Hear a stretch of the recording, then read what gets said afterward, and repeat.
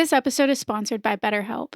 Hey Darklings, Kaylin here. We know our generation has a surplus of pretty darkness in common, and if there's one thing unpacking our upbringing has taught us, it's just how essential therapy is for shining a flashlight on the darkness in our own lives. I don't know where I'd be without mine. I believe every human can benefit from the perspective of a licensed therapist. Whether you're familiar with your own inner workings or you're just looking for a listening ear, you can give BetterHelp online therapy a try by going to betterhelp.com/prettydark and receive 10% off your first month. I get that online therapy can be tricky, but I've been seeing my therapist online since 2020, and I'm here to tell you that it's absolutely worth it. Getting started is always the hardest part, and BetterHelp makes that easy. You can begin right from your phone or computer in whatever way makes you most comfortable, via good old-fashioned phone calls, video chats, or even messaging, if that's more your style. We enjoy this frightful nostalgia and learning about how it all connects, but Darklings know we're also passionate about healing and growing from what we learn. If you dare to do the same, head to betterhelp.com/prettydark. There you can answer a few questions, and BetterHelp will match you to a professional who has years of experience helping people like us. Plus, you can switch therapists at any time, so you're sure to find the right connection. Millennials are ditching the stigma and owning our mental health. And with BetterHelp, you can build a relationship with a professional all from the comfort of your own home, just how we like it. Visit betterhelp.com/prettydark or choose That's Pretty Dark podcast during sign up and enjoy 10% off your first month. That's betterhelp.com/prettydark.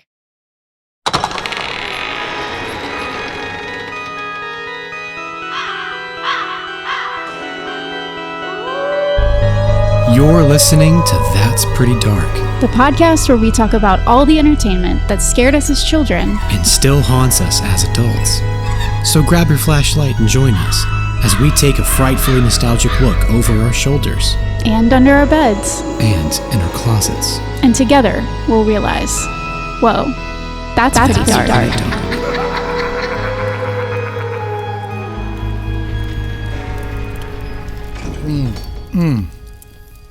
Oh boy, that's good for what ails you.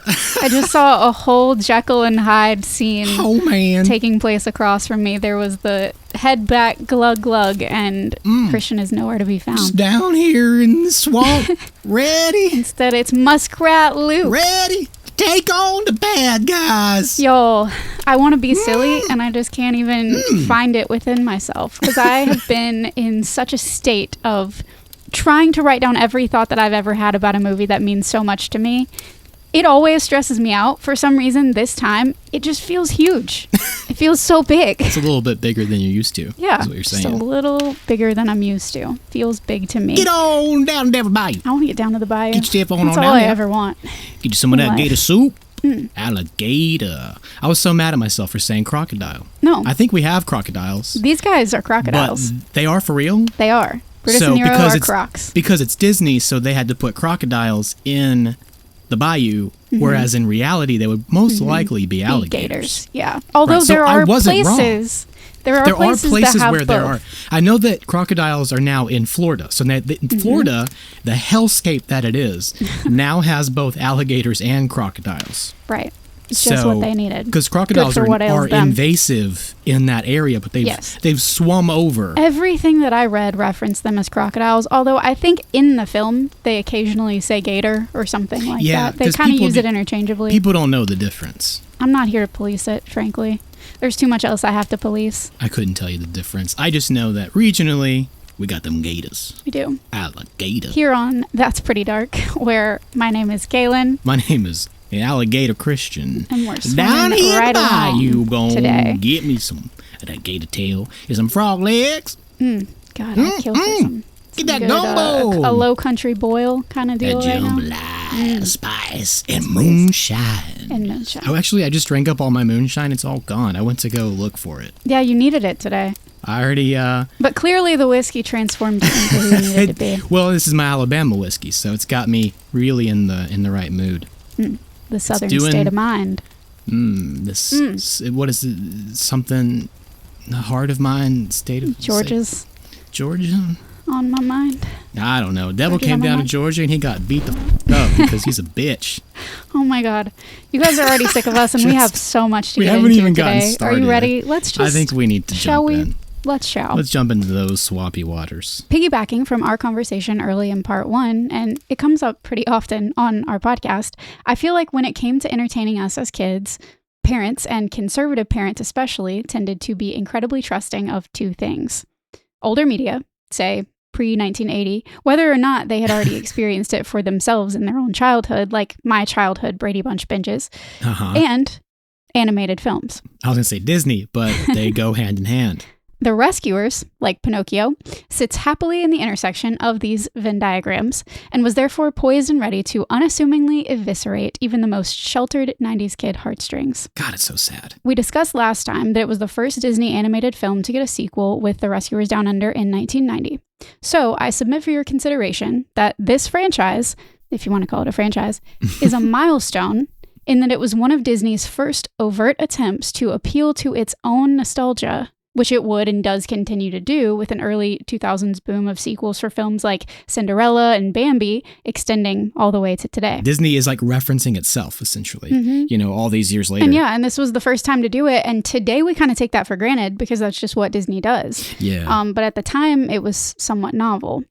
And this self-referential nostalgia seems a sort of evolution of Disney's MO from the beginning with their reprisal of old world fairy tales. Now, with The Rescuers, it seemed they were hoping that young people who remembered the original film would bring their children to its new imagining. Yes. And yes, absolutely. boy, oh boy, if they only knew in 1990 the cornerstone of the industry that this strategy would become, and how many of us, having already been the second or perhaps even the third generation to be emotionally shanghaied by so much of Disney's animation landscape, would continue to faithfully seek the same fate with increasingly familiar characters and stories repeatedly for ourselves and our posterity. Damn. Yeah. Do ordain and establish this nostalgia for the United Emo Kids.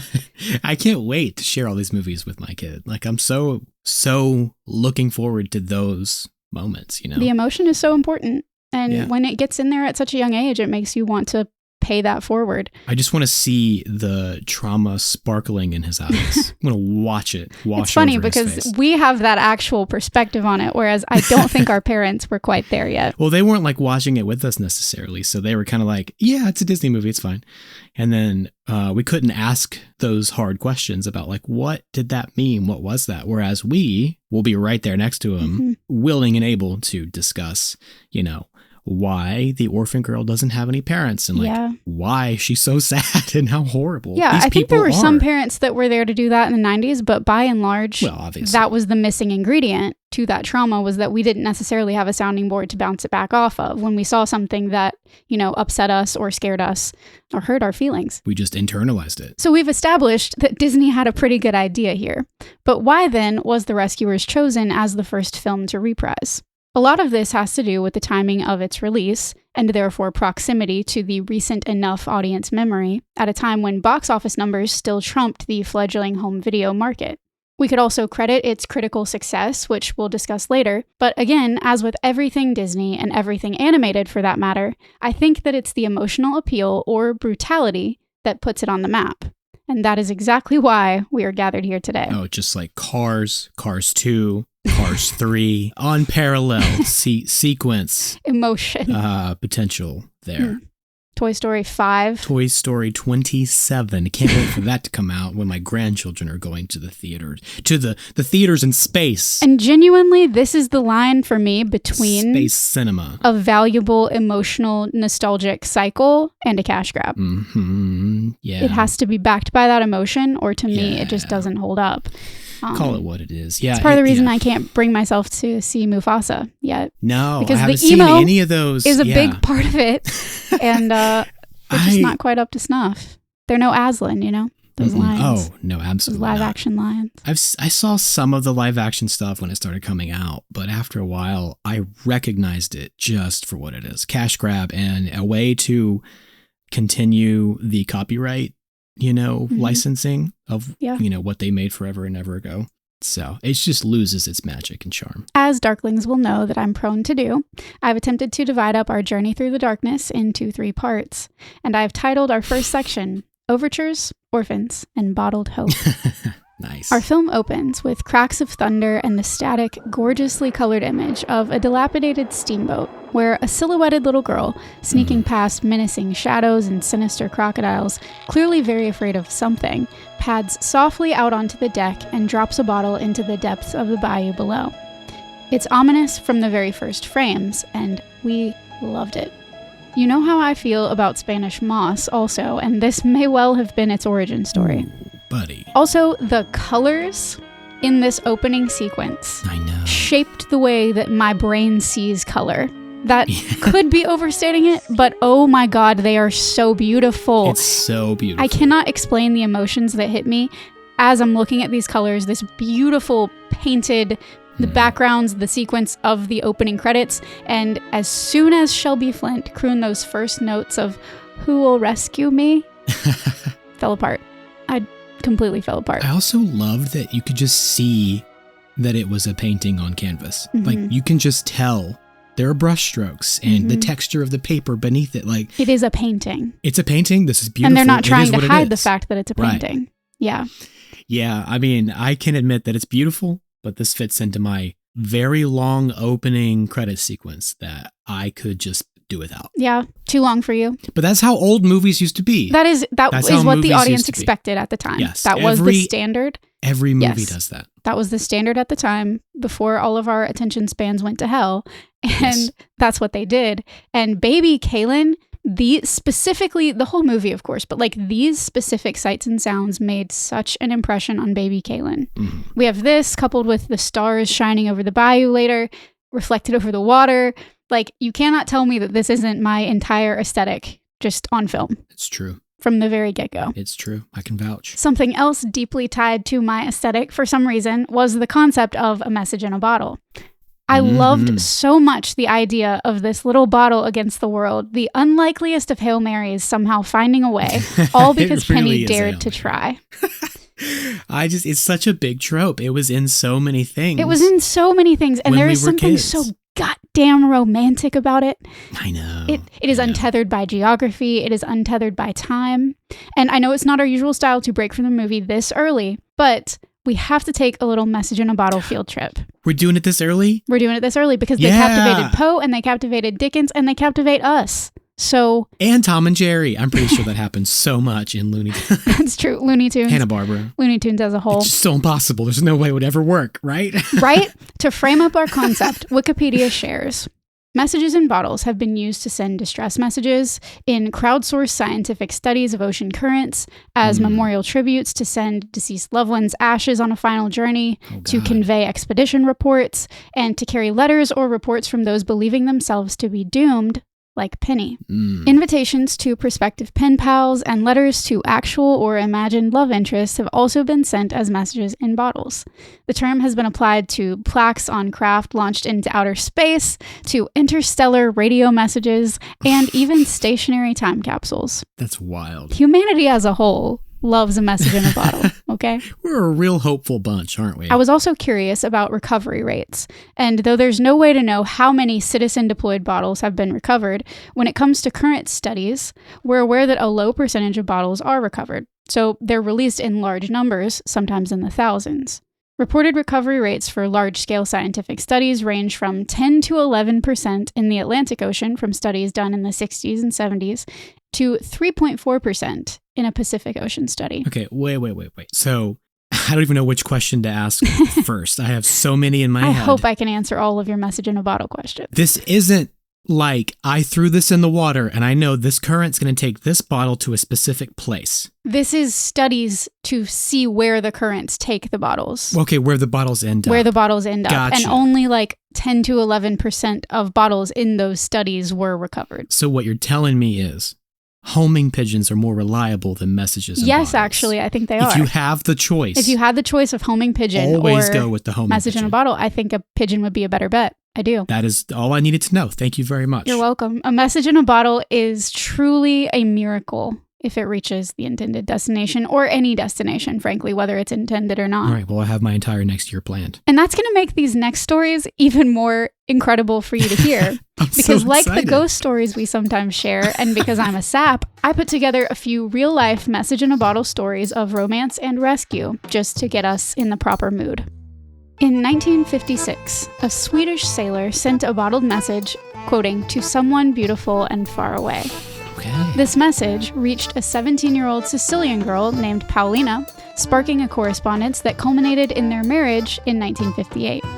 The affair attracted so much attention that 4,000 people celebrated at their wedding. Holy shit, that's incredible. It was a big deal. I don't even believe that. Hey, they had named sources, so I'm hoping it's true. I just feel so much like meeting somebody on the internet and then thinking that they're this one person, and then you meet them in real life and they murder you. True. In 1875, a ship's steward and cabin boy of the British sailing ship Linus released 24 bottled messages into the Bay of Biscay, telling of the murder by mutineers of their captain and officers. French authorities soon received the message, rescued the 2 boys, and brought the mutineers to justice. Now that's super duper badass right there. That's so cool. What do you do when you can't do anything else? You send a message in a bottle and hope, and they did, and it worked out for them. There's been a mutiny. We are now under the command of, well, pirates. We need help. SOS. Help. Wild. That's wild so to dope. me that this is so real life history. You know, this really happened. It isn't That's fiction. so brave too, because like you get caught, you're beheaded like that. Also true. Walk the plank. But they needed them. You know what I mean? It's like they needed people to run the ship still. So No, totally. I mean, yeah. It was still a risk. Everybody had their job, but yowza.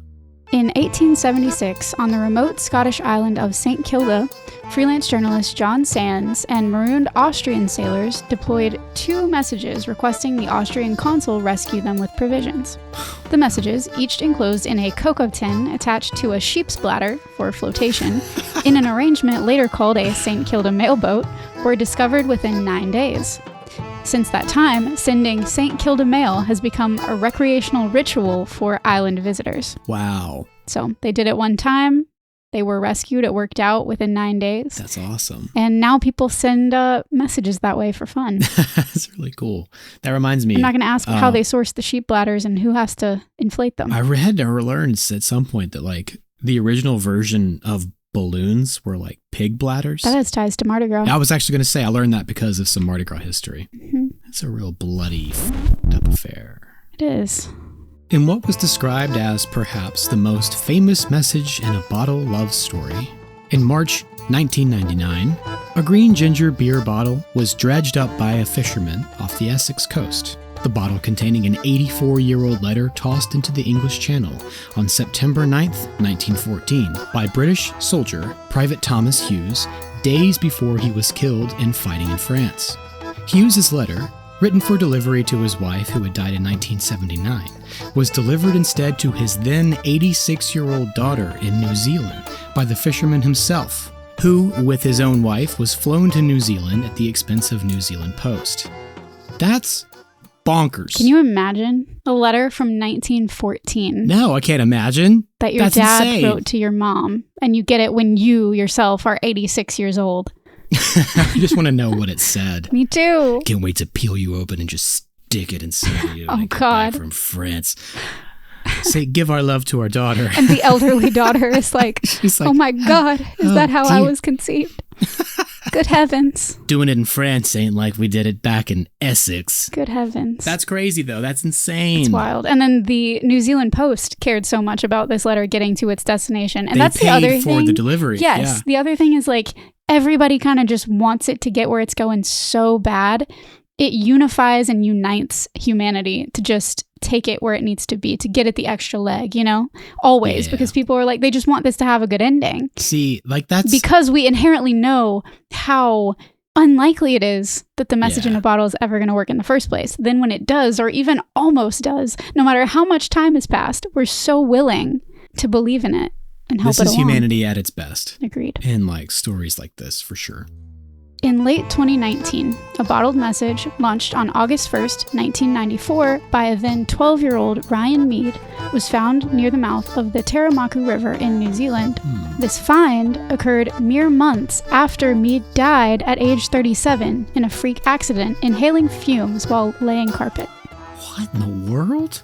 So like what happened? So in 2019, they find this bottle from 1994 that was written by this kid named Ryan Mead. Mm-hmm. And so when they go to find Ryan to be like, we found your message from 1994, they find out he had just died in a freak accident. Huh. So his past self sent a message in a bottle from beyond the grave. Also don't know the contents of said message. Oh, okay. Okay. Yeah, I guess I was missing like the reason why he wrote it and like what. He just sent a that- message. He was 12 years old. That's Just what for 12-year-old fun. kids do. Sure. I want to say I've written something and then threw it into the ocean before, I'm but certain I've tried. I don't remember the details of any of it. And there's a lot that could be said about, yes, is this environmentally conscious? Not exactly. And there were a lot of years people lived before we realized and all of that stuff. But I think the oceans are being destroyed by corporations. We are all just out here sending our bottled messages and hoping that they land somewhere, you know?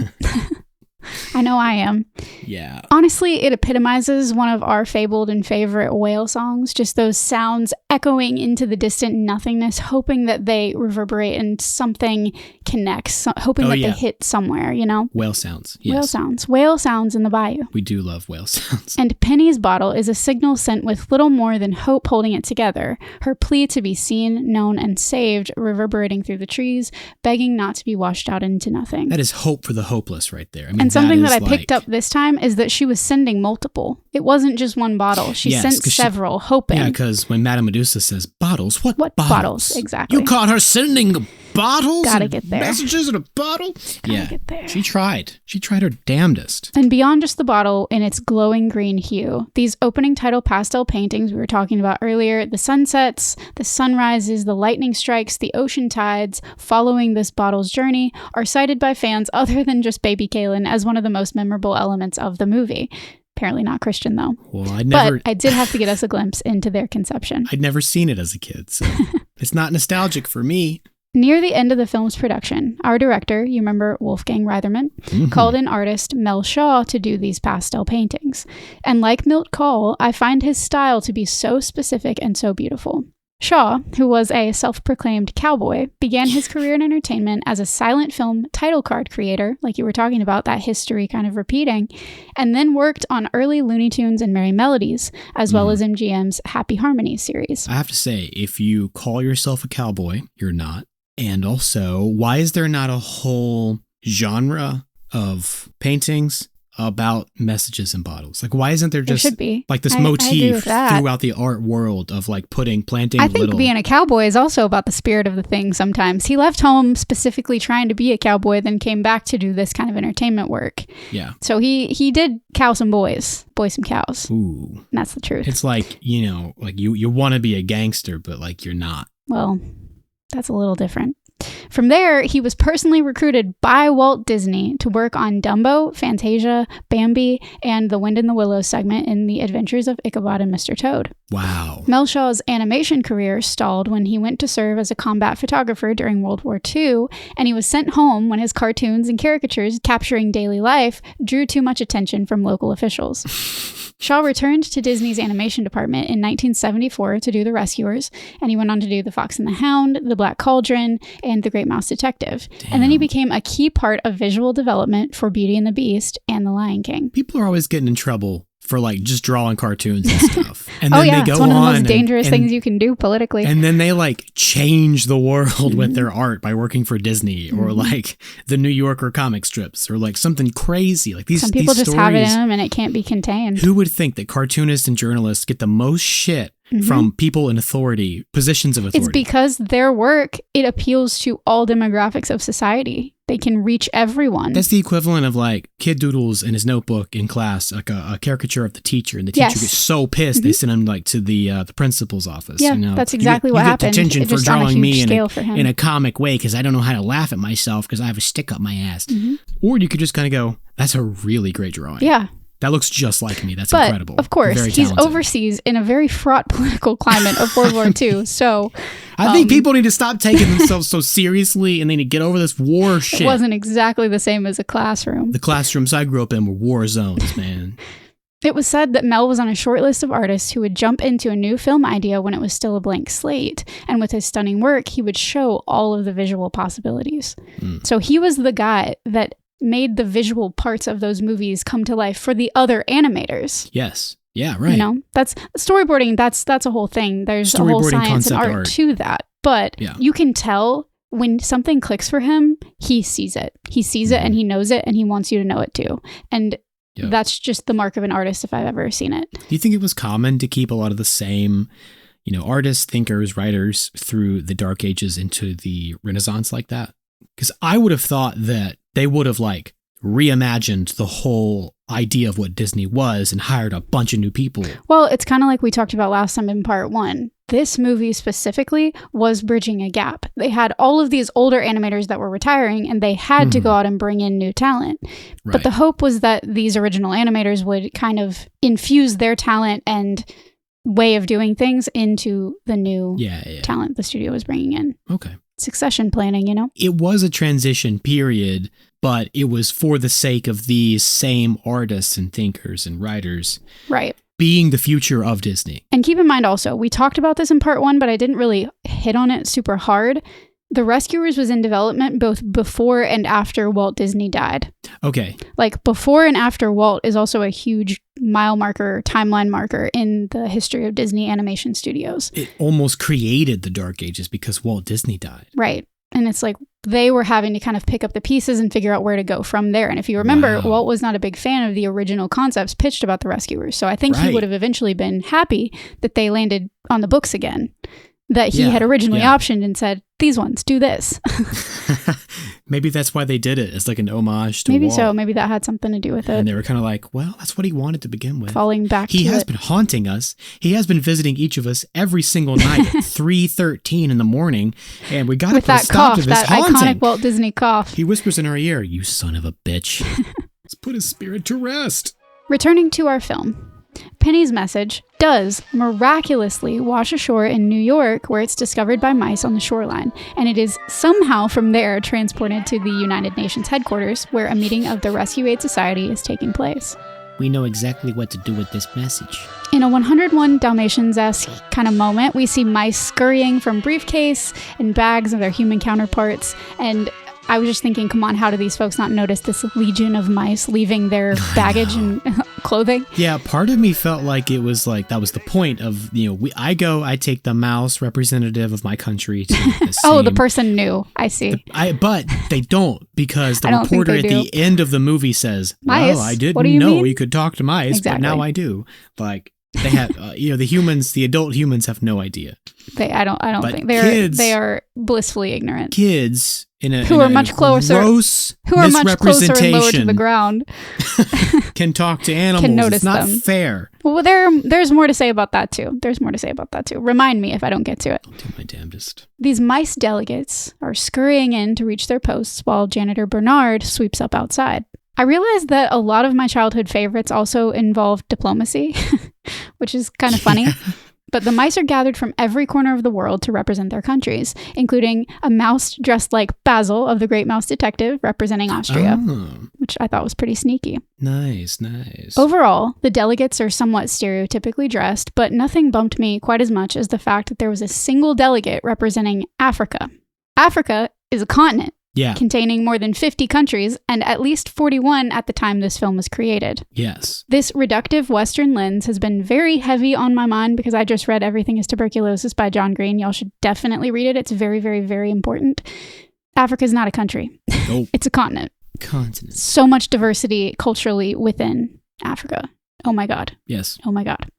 When Miss Bianca enters, she takes her seat as the delegate representing Hungary, which we said is a nod to her voice actor, Eva Gabor, who was born in Budapest. That accent, though. Regardless of the climate, we know that diversity is important, and it was nice to see it at least acknowledged in this film, which is more than some Disney films can say. All the mice are different colors. You're not wrong. It's a strong statement Disney's making. The Rescue Aid Society joins in honoring their founder, Euripides Mouse, who removed a tiny needle from a ferocious lion's paw. This is a clear reference to the Greek poet, and do you know what else, Christian? Pull in the thorn out of the lion's paw. Which I know it because it's a trope, but I don't know it. It is an Aesop fable. It's an Aesop. The Lion and the Mouse. There are many, many versions. There's the thorn. There's the net. Yeah. There are a lot of different ways that this lion can be hurt or inconvenienced. There was a Tom and Jerry at one point where Jerry has to be the mouse that does this. In this fable, the lion catches the mouse, but allows it to go free. And then the mouse ends up saving the lion when it is netted by hunters by chewing through the ropes, or when it gets a thorn by being small enough to go in and remove it from its paw. Essentially, the message here is have mercy, be rewarded. It also makes a strong statement that there is no being so small that it can't be of help to a being greater. Right, like a hobbit.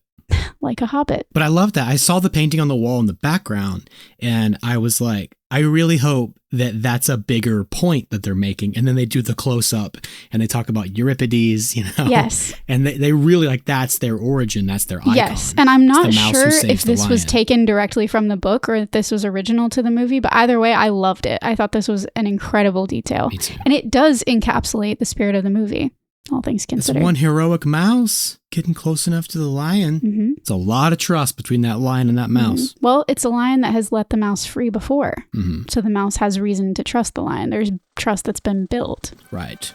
They then commence in the anthem. R-E-S-C-U-E, which I've been singing different versions of this to my cats all week long because I cannot manage to remember the actual words, but the melody is stuck in my head. Ever since I put that little clip at the beginning of part one, I was like, it won't leave my head. It's always there. Society, head held high, touch the sky. I don't even know. It's cute.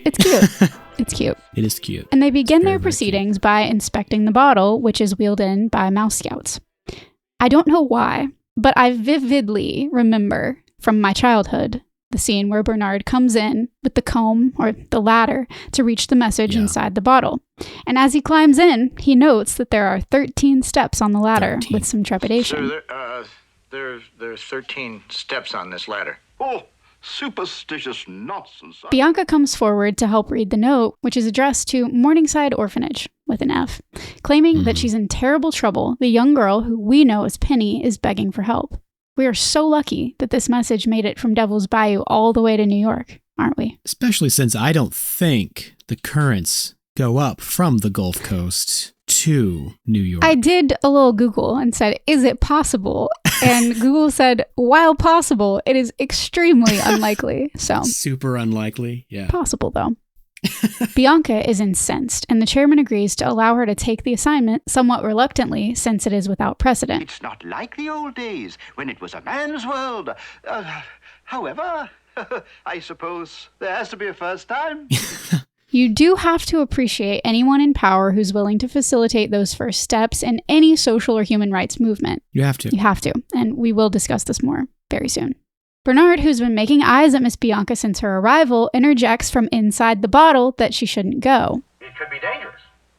I mean, anything could happen to her. Bianca takes this as a kindness, somehow, maybe, and promptly chooses Bernard as her co-agent. Perhaps because she returns his as of yet only whispered feelings. Perhaps it's to teach him and the rest of the men a lesson about her own capability, sensing that he isn't terribly skilled in the field himself. Yeah, no. Get it? In the field, because mice. Oh, field mice. Skilled in the field? That's funny. Good joke. That's really clever. She has a point to make, you know? She's got to prove to these men, these guys, these boys, really. The chairman's like, a janitor? Good lady? Oh, goodness me, bless my soul. Bless my soul, he says. Bless my soul. But off they go, and we next see Bernard and Bianca disembarking a bus on a rainy street later that evening. It's beautiful, gorgeous, the rain. I love animated rain. I love it. They're still a few blocks from the orphanage. And remember, these are people-sized blocks, which is like miles for mice, right? Like that's a long way to walk. It's a long trek, little feet. Bianca suggests taking a shortcut through the zoo, though Bernard claims it's too risky. And Bianca reminds him, neither snow, nor rain, nor heat, nor gloom of night. Wait a second, no, that's the Postal Service. Through storm and rain and dark of night, never fail to do what's right. I was literally about to say, this sounds like the post office. They have their little like mantras, their little They're close. But no cigar. Bernard girds his loins, whistling something that I think sounded closer to It's a Small World than the Rescue Aid Society theme, although I know that's what it was supposed to be. Go back and listen to it if you don't believe me. And when Bianca hesitates due to the darkness, though I'm not convinced the whole thing wasn't just a ploy to spook him, he attempts to impress her, saying he'll check it out. A few seconds pass, and with the sound of a lion's roar, he bolts, and she follows. Yeah, well, I guess that lion didn't have a thorn in its paw because he wasn't brave enough to go help He wasn't in need of a mouse. And I had forgotten how bumbly Bernard actually is, but Bianca is less fazed by this whole situation. What's Phoebe's like long-term kind of guy? He goes to Minsk all the time. David? David. It's David. And he he talks like David from Friends because he's all bumbly. Bernard he does says talk like words David twice from and Friends. Yeah. Okay. Like it's just sort of like that's true. that constant bumbly That's stutteriness. True. But Bianca is just like, if he woke you up in the middle of the night, you'd be grumpy too. Like, obviously he wasn't thrilled to see you.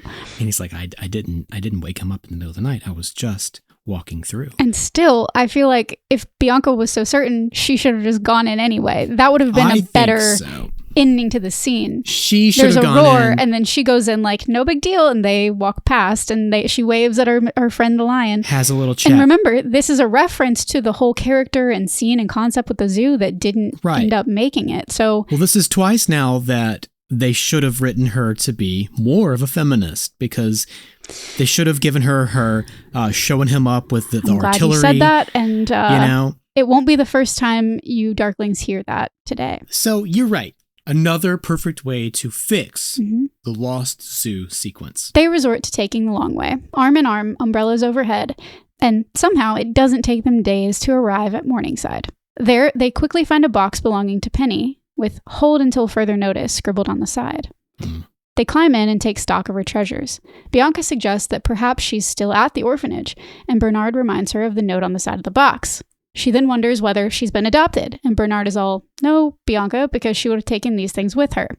And just as you were saying, Christian, I realize that this is likely done in order to walk a very young audience through the logic, but I'm going to say here and now, if they really aimed to be progressive, they could have had Bernard doing the pondering and Bianca, the actual skilled field agent, responding with the observations. I did notice that he sort of takes the lead on everything. It's like this was a male-female pattern of conversation that was just too programmed in for the writers to think anything of or change. Yeah, I was going to say, this was a bunch of men writing this. It does come from a book by a woman. But... So... I have so much to say about this, and I've been thinking so many thoughts about it. I haven't read, you've read the book though? I have not read the book. So we don't know. What actually happened. But I think the strong female characters came from the book, and maybe the influence in terms of female characterization stopped there. I kind of think so. But we'll discuss. I mean, we need to read it to know for sure, but... We'll discuss. All right.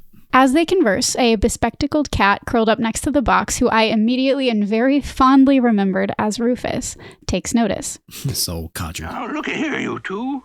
If folks find out that mice moved in here, I'll get kicked out. Lose my job. I love him. What a legend he is. I'm a mite too old to be chasing mice. He's so honest. Bernard, again taking the lead agent role while Bianca smiles supportively, asks if he could tell them what happened to Penny, and Rufus exclaims that he can, but she's run away. Bianca finally gets a word in, asking him to describe their last interaction, wondering whether there was anything unusual about it. Rufus flashes us back to one of the most heart-wrenching scenes in the whole film. God. Penny is sitting on her bed all alone, looking awful sad. Rufus asks her what's wrong. Like, come on, no secrets, sad. you tell old Rufus, huh? So I asked her, "What's wrong, Penny, honey?" Nothing. And I'll tell you anything you want to know, Rufus. Sweet Ask old me what's grandpa. wrong, please. Well, it was adoption day at the orphanage. What happened? A man and lady came and looked at me, but they chose the little red-headed girl. She was prettier than me. So many of these pretty dark stories involve little orphan or nearly orphan girls with their little orphan girl voices, like Penny they're so and Anne-Marie sad. and Jenny and Annie.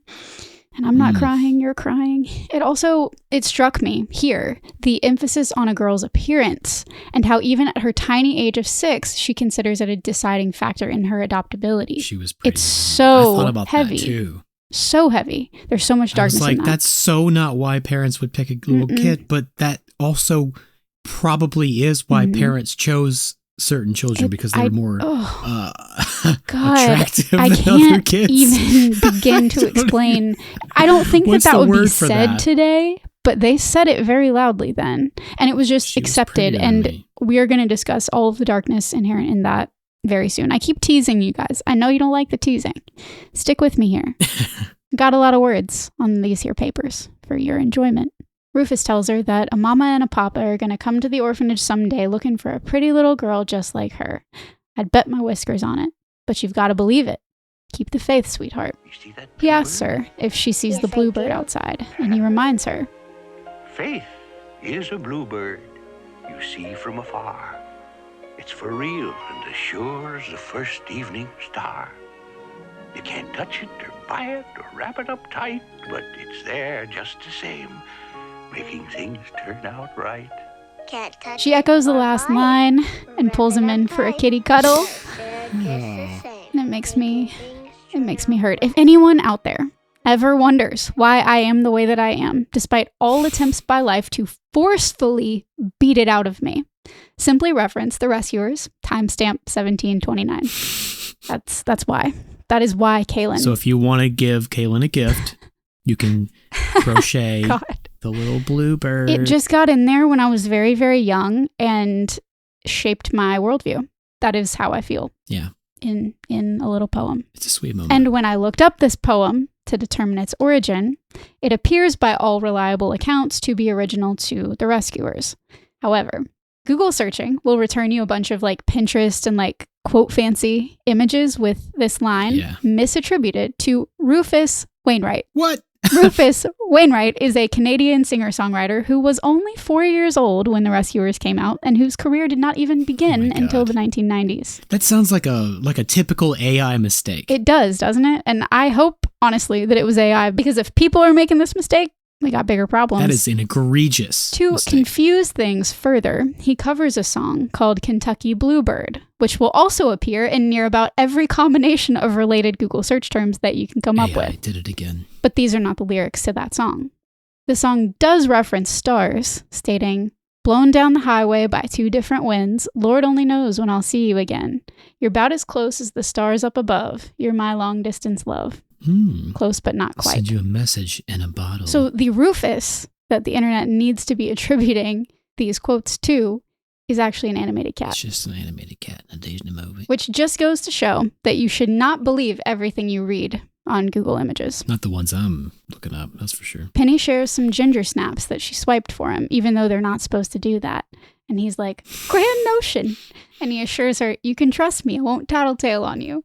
Yeah. He's such a good cat. Sweet boy. They hurry off to dinner as she struggles to hold this big old melting cat. And it just is.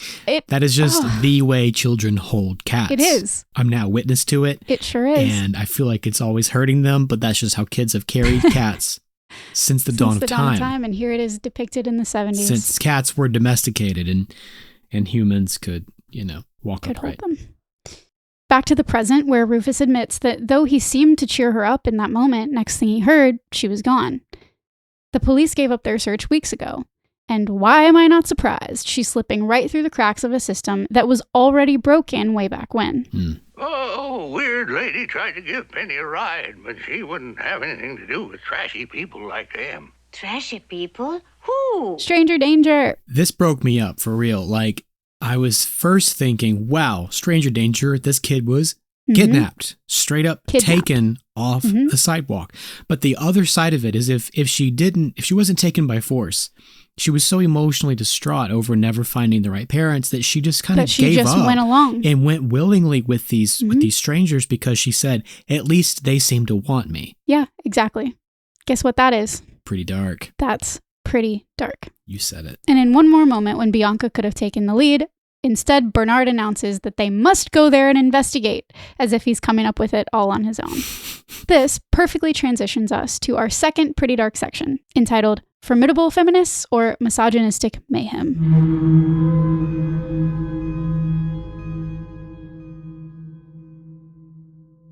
I don't even know what misogynist means. Oh, you are just so close to hitting the nail on the head. Feminism? What do these words mean? Of course, this section is mainly titled that way for my alliteration and continued use of the word formidable from part 1. Got to. I do intend to be measured about this, and it's important to state right off the bat that, again, any challenge to harmful or oppressive social and gender norms is a welcome one. It is hard to expect too much more from a 70s kids movie about mice. I recognize it. I see where we are. I am here in reality with you. And we say it often, as we are constantly looking back. 2025 values and knowledge don't translate one-to-one for the past because there were a lot of things that folks just didn't know. And there's a lot of nuance to this subject. But they should have known. Everybody's always known in their heart of hearts. It's not a new concept. There are ancient, old world types of people from the dawn of the age who of man. recognize that you shouldn't discriminate against people based on their gender. Who had female leaders of their tribes. A lot of these things are not new concepts. Homosexuality is not a new concept. Not even close. I am walking the plank right now. I think we should get back to the topic at hand. But these are not new concepts. We just decided as a culture, as a society, that we just didn't like it. The patriarchy decided The that they patriarchy liked control. decided. And Yes. that is how we got ourselves in this mess. Right. That being Right. said, this is widely considered the first Disney animated film to explicitly adopt a feminist stance or at least verbally question the status quo. This is done with the chairman's willingness to send Bianca, albeit with an escort. And it could have been far worse, I suppose, than an escort of her choosing. An escort, the more times I say the word, the dirtier it sounds, that now accompanies her to Medusa's pawn shop, where we'll get our first glimpse of Madame Medusa, who we need to introduce because she very much belongs in this segment. Oh, buddy. The mice make their way into the shop and creep behind the counter to a desk laden with books and papers and mail, and they discover there Penny's first grade reader, which is such an eerie way to reveal her presence, or at least her footprint, in my opinion. Penny was here, but she's not here anymore. It's giving true crime. It's very heavy. B&B are spooked by a cuckoo clock and then the piercing ring of the rotary telephone, and they jump to hide before Madame Medusa bursts on the scene. Flaming red hair, gaudy purple eyeshadow, and all. Cruella? Cruella who? She answers professionally Madame Medusa's pawn shop boutique. before realizing that it's her employee, Snoops, and throws herself backward into the chair, cackling with glee. Found it. You've found the diamond. He says he needs more time, and she calls him a bungler. That's one who bungles. Yes, scientifically. Exclaiming that he's been down there for 3 months. Poor Penny has been down there for 3 months. I just need that to sink in, because as a kid, that length of time did not translate for me. That is an eternity for a child to be down doing anything like that. Also, we have the iconic line, Bottles. What? Bottles. Bottles. that is a core memory for me and many others. Darklings have already said as much, and I cannot tell you why. You caught Penny sending messages in bottles? You blundering fool! Can't you control a little girl? Shut up! I may be reading too much into it, but I almost wondered if this was meant to be ironic, a touch of internalized misogyny on Medusa's part. You can't control a little girl, and at the same time, in the same breath, you're being controlled by a woman. Ah. It has that air of sexism because it assumes Snoops, a man, is supposed to be able to control girls and women, but is being emasculated for his inability to do either. It's like she doesn't respect him because he can't stand up to her. Pretty much. And that, in and of itself, is internalized misogyny. That's internalized misogyny in a textbook. For sure. I don't know which I saw first, but I inherently knew the drill. A mutual hatred of children, obsession with the finer things, bordering on maniacal. Madame Medusa was Miss Hannigan, and Miss Hannigan was Madame Medusa. Though the Broadway musical Annie was based on a 1924 comic strip, the Broadway show did open in 1977. Oh. So they were kind of sort of born in the same year, making them almost like sisters. Or, no, Hallie, like twins. And I really hope that all of you are appreciating my ability to bring not one and not two, but 4 redheaded ladies into one joke with that reference. Just did it. And if not, just go have some Oreos and peanut butter. The Darklings that get it, get it. Medusa, in all of her flowy floppiness, slams the receiver and instantly starts packing for the next flight down to Devil's Bayou, where the Devil's Eye Diamond lies in wait. The mice try to stow away as she tosses in an armful of tangled clothes and unmentionables. She dons her furry purple coat and spars with the suitcase, odds and ends overflowing. Say what you will about Medusa, but she sure packs quick. And sloppily. We've got to go with her. Yeah, come on, in the suitcase. Bianca's nearly left behind. Once again, I feel the person left behind could have been Bernard the janitor, who doesn't know what he's doing. Mhm. But she hitches a ride on an errant bra strap, bouncing precariously with Medusa out into a waiting convertible. God, and if this wasn't Cruella de Vil's mobile. Well, first, before we're even in the car, the Foley, the sound of her Yes. heels on the floor. Yes. I can't explain to you why that moment stayed with me, but again, it was one of the moments from this movie that my baby brain was like, that's what high heels sound like. Filed that away. That's what that's like. This has given was me my all life the- experience. All the exhaust of the different like vehicles going. Yeah. It's clearly just a voice actor Yeah. making these like sound effects with their mouth. Could be. And one more thing before we leave the shop.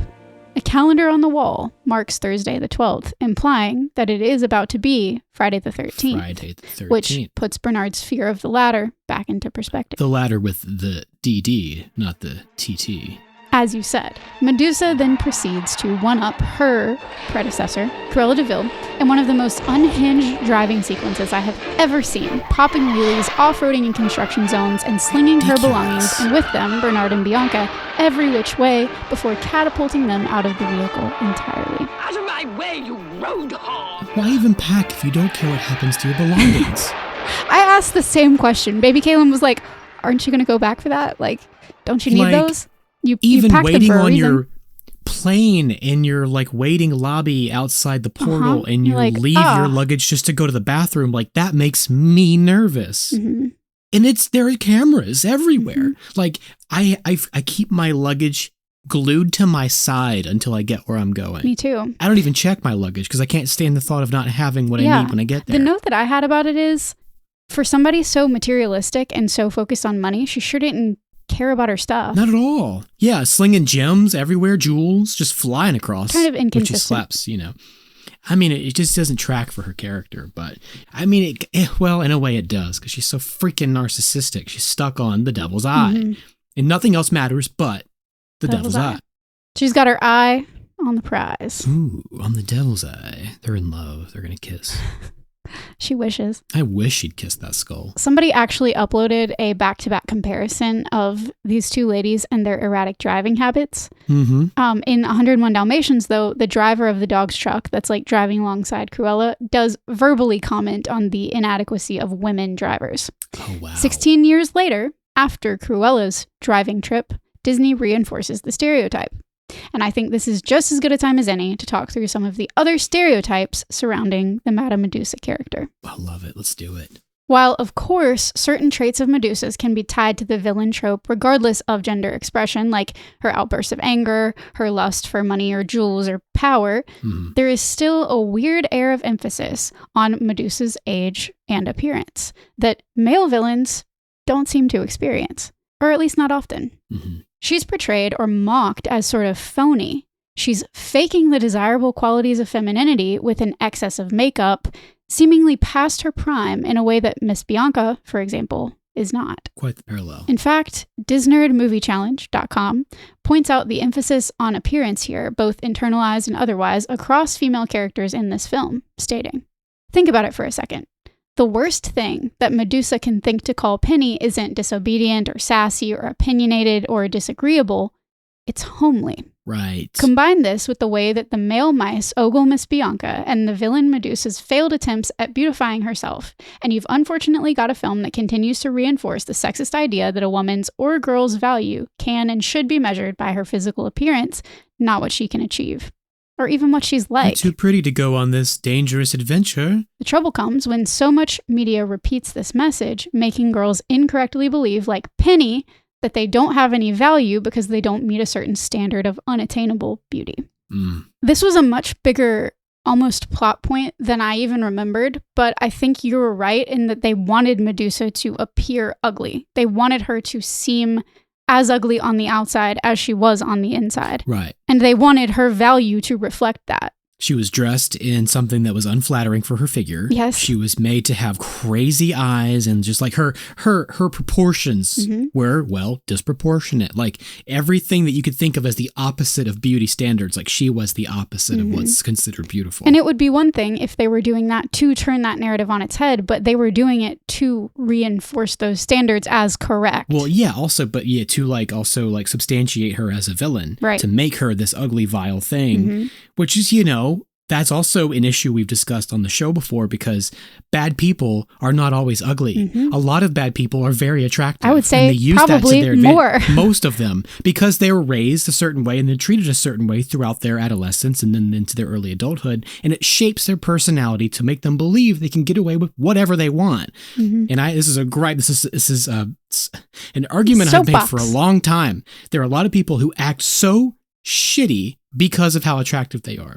And like in a lot of ways they can't help it because of how they were treated their entire lives, because they were more attractive than their peers. They're socialized a certain way. Exactly. So and on the one hand, it's not their fault, but on the other hand, if you're a shitty person, it is your fault. So it doesn't matter why you're shitty. It's your responsibility. So, but they sort of really, really heavily leaned into that idea of like, well, villains are ugly. And so when you can draw a person any way you want to, and you want to make someone to embody the word ugly in every way, their personality, their appearance, you know, yada, yada, yada, that's just what you do. You corrupt their appearance. You make them this vile looking thing. This is Jekyll and Hyde in a nutshell. Yeah. So we've always believed, we've always had this concept that, you know, illnesses were spread by smells, by, you know, bad air and things like that. And evil people are ugly and disfigured. Like if it's unappealing to the senses, we associate it with negative things. That's just what we do as humans. And when a whole system in society reinforces that, regardless of what you're like or what your qualities or characteristics or achievements are, and decide that your appearance is the number one most important thing about you, it's a big problem. That's the other thing, is like attractive men can still do whatever they want. But Correct. I mean, unattractive men can still do whatever they want. Correct. But unattractive women are always put into a box, always categorized in a subcategory, really. It's gross, frankly. Yeah, it's horrible. And again, I had forgotten how deep they go with it. I had forgotten that Penny was worried about her appearance being a reason she wouldn't get adopted.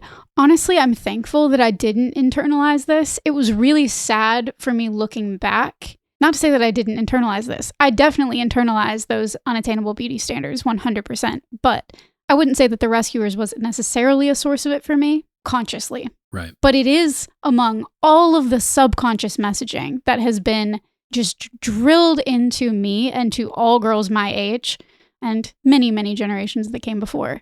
Yeah. And it's kind of like this blog had said, you know, it's not necessarily an issue if one person expresses this kind of opinion or they display it like this or portray it like this one time. The problem is that it happens over and over and over, to where it was so normalized for me as a kid that it didn't stand out as weird or it didn't stand out as a problem. It was just the way things were. And I think that's how I felt as a kid, and that's why I don't have a strong memory of it. Yeah, it was totally normalized across all media. While we're on the subject of Medusa, I thought Medusa's naming was very interesting. And I really wanted to break it down because at first it confused me, and then I understood it, and then I felt really strongly about making sure that our Darklings understand what's happening here. Yeah, I have a gripe. I have a big old gripe with that. What is your gripe with that? I have a big old problem with naming this lady Medusa. Please. Medusa is not a villain. Thank you. Okay, it was not her fault. Thank you. What happened to her and the legend of what Medusa was and became was not her fault. She was cheated. She was slighted at the hands of a man, a sleazy ass dude. Correct. Like, she deserves so much more credit than she's ever been given. Agreed. And up until recent days, she has always been portrayed as the villain in pretty much all media that's ever used her for anything. And I, myself, being a feminist, see her that way. She has, in recent years, really come into her own with the Me Too movement. Yep. And ties to Medusa are no longer entirely villainous. And I am thankful that that is the point of view and worldview that I now understand. And I just wanted to look back and be like, but why'd they name the villain Medusa? Because Medusa has such strong ties to feminism as a whole. It bothers me that she's named Medusa because it taints the name, further taints the name. Well, that's Medusa. the thing. And that's why I had to walk through the timeline. And I hope you Darklings are going to hang in there with us as we do just that. For a little background, we know Medusa shares her name with the mythological Gorgon, a mysterious creature with snakes for hair, whose gaze could turn people to stone. Mm-hmm. She was beheaded by the hero Perseus, hero in quotes, and her severed head was used to turn other creatures and people to stone, reinforcing the idea that women who challenge authority or possess a strong character will be punished and ostracized, thus ensuring their conformity to societal expectations.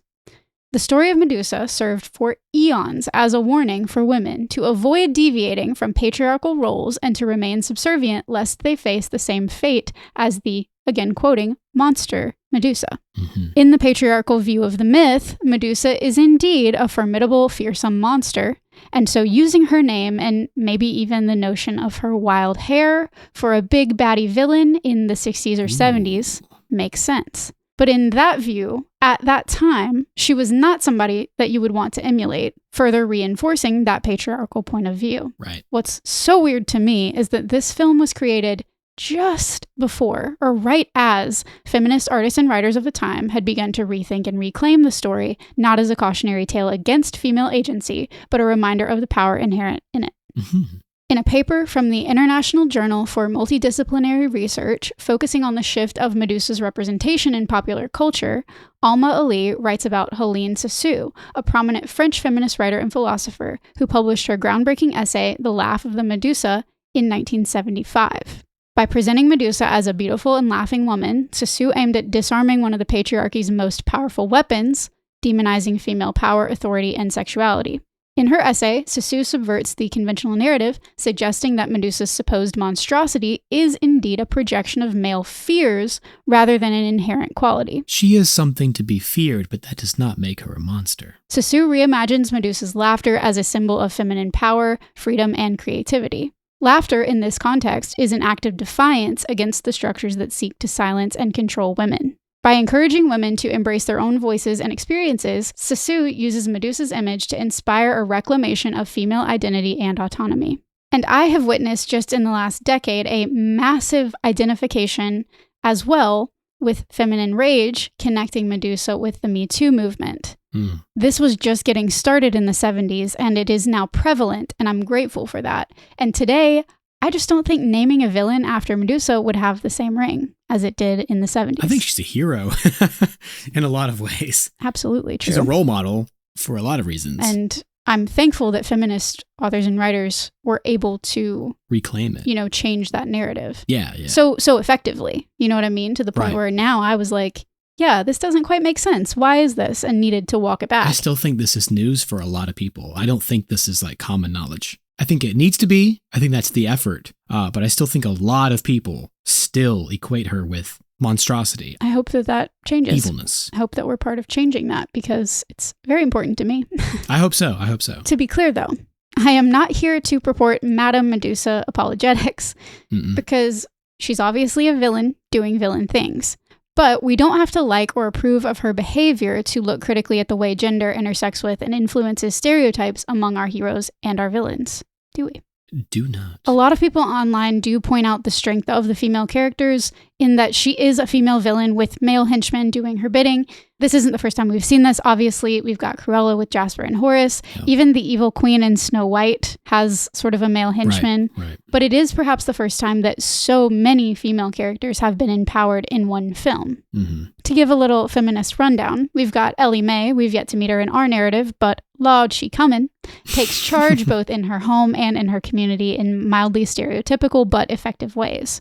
Penny, though pleading with God and the universe alike for rescue, does not wait passively for it. She makes multiple attempts on her own. Right. She self-soothes better than most grown adults I know. Honestly. She stands up to actual crocodiles. She bravely descends into a cavern in search of a diamond, despite the very real threat that she might drown. And in the face of essentially having a grown-up confirm her worst fear, being unadoptable, she still finds the will to bite back. I don't know how she does it. She's incredible.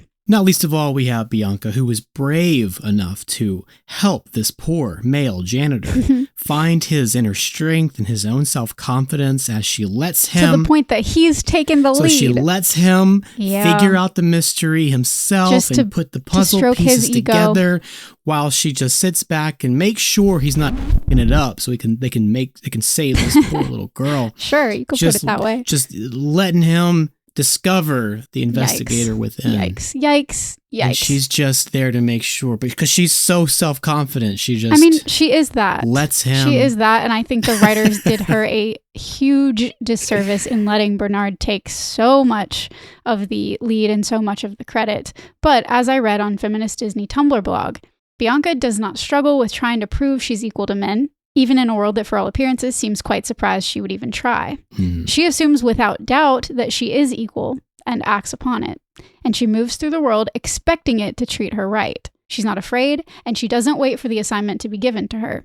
She strolls up and basically says, "I'd be great for that. Sign me up." She selects it, and she chooses her own sidekick. She operates as if things are already fair and that it's already an assumption that she should have it, because why shouldn't she? Exactly. And I respect that. I do. I just really wish that the writers had leaned into that a little more instead of letting Bernard take so much of the reins. There were so many ways they could have gone with that, and they just didn't. Hurry, Miss Bianca. Medusa could be down at the Devil's Bayou by now. Oh, I'm sorry, but a lady does have to pack a few things, you know? Moving right along, Bernard and Bianca regroup because, a lady does have to pack a few things, often a few more than we would like, and they make their way to the airport, where it's apparently too tough to sneak onto a people plane. But luckily, Fly Albatross Air Services ought to meet their needs.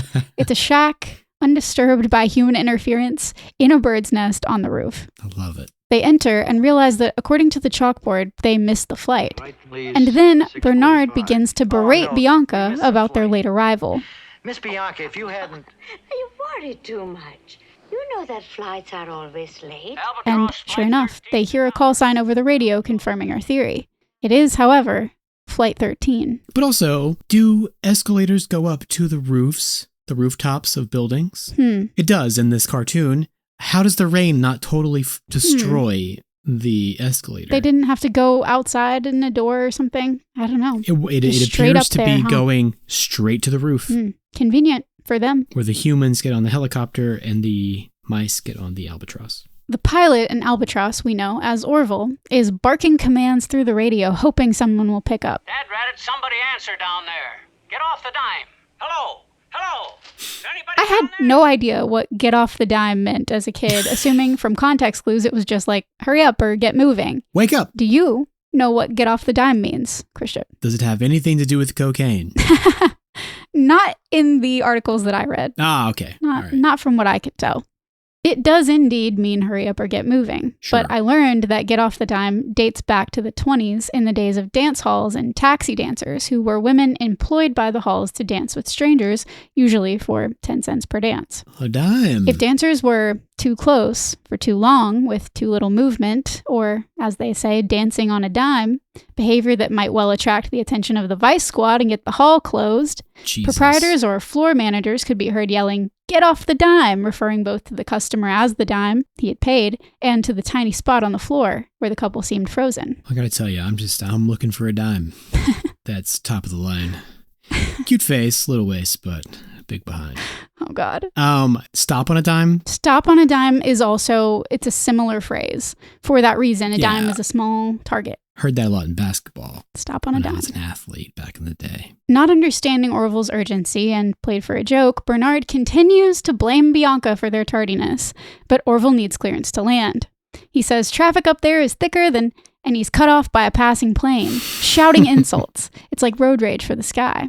And this hits a little too close in our current climate. God damn it. Just felt a little different watching this in 2025. Oh, man. Air traffic control. Oh, what did he say, Mr. Bernard? I wouldn't dare repeat it. I wouldn't dare repeat it. I don't think Bernard is any more qualified for air traffic control than he is for rescue aid, but despite having no eye on the sky or the runway, he gives permission to land. They then hop up to watch his descent from the window, and Orville comes down hard, but is unbothered. Are you hurt, sir? Nope. One of my better landings, bud. Bernard wants to play it safe and take the train, but Orville insists, with some flirty banter directed at Bianca, that he's fit as a fiddle, and then Bernard really wants to take the train. They prepare for takeoff, climbing the, you guessed it, 13 steps to board, and to appease Bernard's superstition, Bianca helpfully suggests that he should jump the last step. Well, as we know, skipping the 13th floor doesn't it doesn't work. 13th floor. They climb into and roll up an old sardine tin, completing a pre-flight checklist and confirming the presence of tail feathers. The most important item circled on the list is, if you don't succeed, try again. Not what you want to If hear. you don't succeed with a takeoff or a landing, Not what I don't you know. want Success to is hear pretty important. It's from vital the pilot. in those circumstances. And just a reminder, folks, if we don't get it right the first time, we're going to try again. Try again. Sit back, relax, and enjoy the flight. We cannot entirely blame Bernard for his flight anxiety. Thankfully, despite a dizzying spiral off the roof, they catch their wave and they're off to Devil's Bayou. With the longest flight sequence I've ever seen in my entire life. Very, very long Just flight get sequence. us to freaking Devil's Bayou. The flight, for me, called to mind a strange combination of childhood travel wistfulness and Animal Crossing and early pandemic liminality. Oh my I think it's God, the trumpets Why in the music. are we romanticizing this flight intense. through the sky Man, to Devil's Bayou? they do. A breather? They fly through the city, past all the naked ladies in some versions of the story, and out across the sea. Why? Don't know. Don't know why they would need to go out that way. I'm not a pilot. Who knows? Not a pilot. What do I know? A thunderstorm, and by the way, it was storming just as heavily as I was writing these notes, which was actually really nice. Stormed all weekend. Gives way to a beautiful sunset and rainbow. And though Bernard is anxiously reading the field guide in preparation, Bianca insists that he worries too much, snuggling in for sleep, which gives him the opportunity and the courage to carefully slip an arm around her. It is admittedly a sweet scene, as Shelby Flint tells us. When today becomes tomorrow, will we find joy or sorrow? Sing a song. Is it wrong to put all our hopes together and wish for something better? Is it wrong to be loved? Personally, as a kid, I was like, oh my gosh, this is so romantic and beautiful. I love it. And the song is still very sweet. I often see Bernard and Bianca's relationship like romanticized online, or I really especially did when I was growing up, like in the Tumblr era back in the day. And in my hazy memory of the movie, I guess it made sense. They care for one another, and this is earned throughout the film, not by simple virtue of their looks, or not in the end anyway. They are perhaps on more equal footing than some prior Disney couples, and she, at the very least, is not afraid or hesitant to speak her mind in his presence. These are all good things, you might say, the bare minimum. But they do have this old-timey sitcom sort of quality, this bird and bee back and forth precipitated by enduring tropes.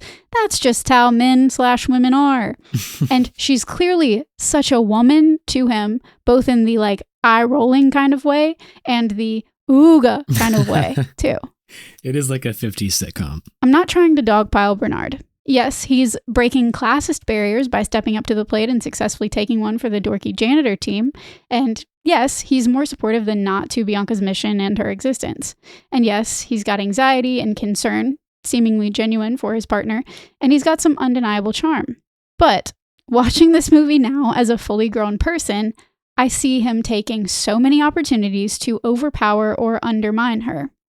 And it's not done in like a cute teasing way. It's just taken for granted that that's what should be happening. I can't help it. I was just written this way. It's a Jessica Rabbit joke for anybody. It is a Jessica Rabbit joke. I can't help it to say the words I'm saying. The writers put them in my mouth. I don't have a choice. Yeah, Miss Bianca. I think for it to make adult Kaylin swoon now, he would need to actively empower her ideas and decisions rather than concede by default when she simply refuses to accept his protests or condescension. He should defer to her. He should ask her what to do next. Mm-hmm. What does that mean? What are we doing here? Instead, he is pretty condescending to her. Well, it's unsafe for her to take the lead. Right. He doesn't necessarily like single her out for any of this, like she's wrong for not conforming or anything, but he does blame the aspects of her personality that he doesn't like on her gender. Yeah. And for this couple to be romanticized, it's almost like the lack of traditional strong-armed masculinity or some kind of aggression, which was probably very attractive for a number of decades on its own to bold women like Bianca, for her partner to lack those things, is no longer enough. Right. Just lacking that isn't enough to get the girl, because the result is still steeped in an ideology of protection, possession, and superiority, specifically, that is traditionally misogynistic. So, to round out our section on feminism that wasn't entirely about feminism, but it made my transitions a little more smooth, overall to me, it's like the right spirit is there. There are strong, if often misguided, female characters, and this movie even passes the Bechdel test. Does it really? Mm-hmm. I guess it does, yeah. It sure does. Wow, it's like kind of shocking, actually. I agree that it's kind of shocking because the overall tone just doesn't feel that way, but the representation was timely, and it was an important step in a better direction. But clearly the issues that I'm taking with the film are around the sexism that still lingers in ways that would have been congruent with the culture then, almost more like stubborn residue than intention, to the point that it would have been hard to tease out at the time, but it feels glaring now. If I had to sum it up in a single sentence, which you darklings might be wishing that I had by now out there, how you doing? You hanging with us? I think these two surpassed the bar in the 70s, but thankfully the bar has moved. Isn't this a movie about mice at the rescue? Like, where'd all this feminist conversation come from? Medusa? It's in everything, y'all, and right we still, even now, have our own sexist societal residue that is begging to be scrubbed. Yeah, no, the qualification for a good dude should never be, well, at least he doesn't do this. Right. At least he doesn't have that like all the other guys. If I had a nickel, like that should never. If I had a dime for every time I've heard a person or friend say that, quantification, I'd have a lot of money. Yeah. Another scourge on society is that of unsanctioned child labor. And though my next segment title is a bit tongue-in-cheek, as I don't plan to spend much time on the subject of child labor specifically, and it would be impossible to consolidate all of the still occurring and still very gross ways we exploit children for profit here in societies today. All their YouTube channels. My third segment is titled, It's Penny's Time Down Here. Lamenting Child Labor and Abuse. So Goonies.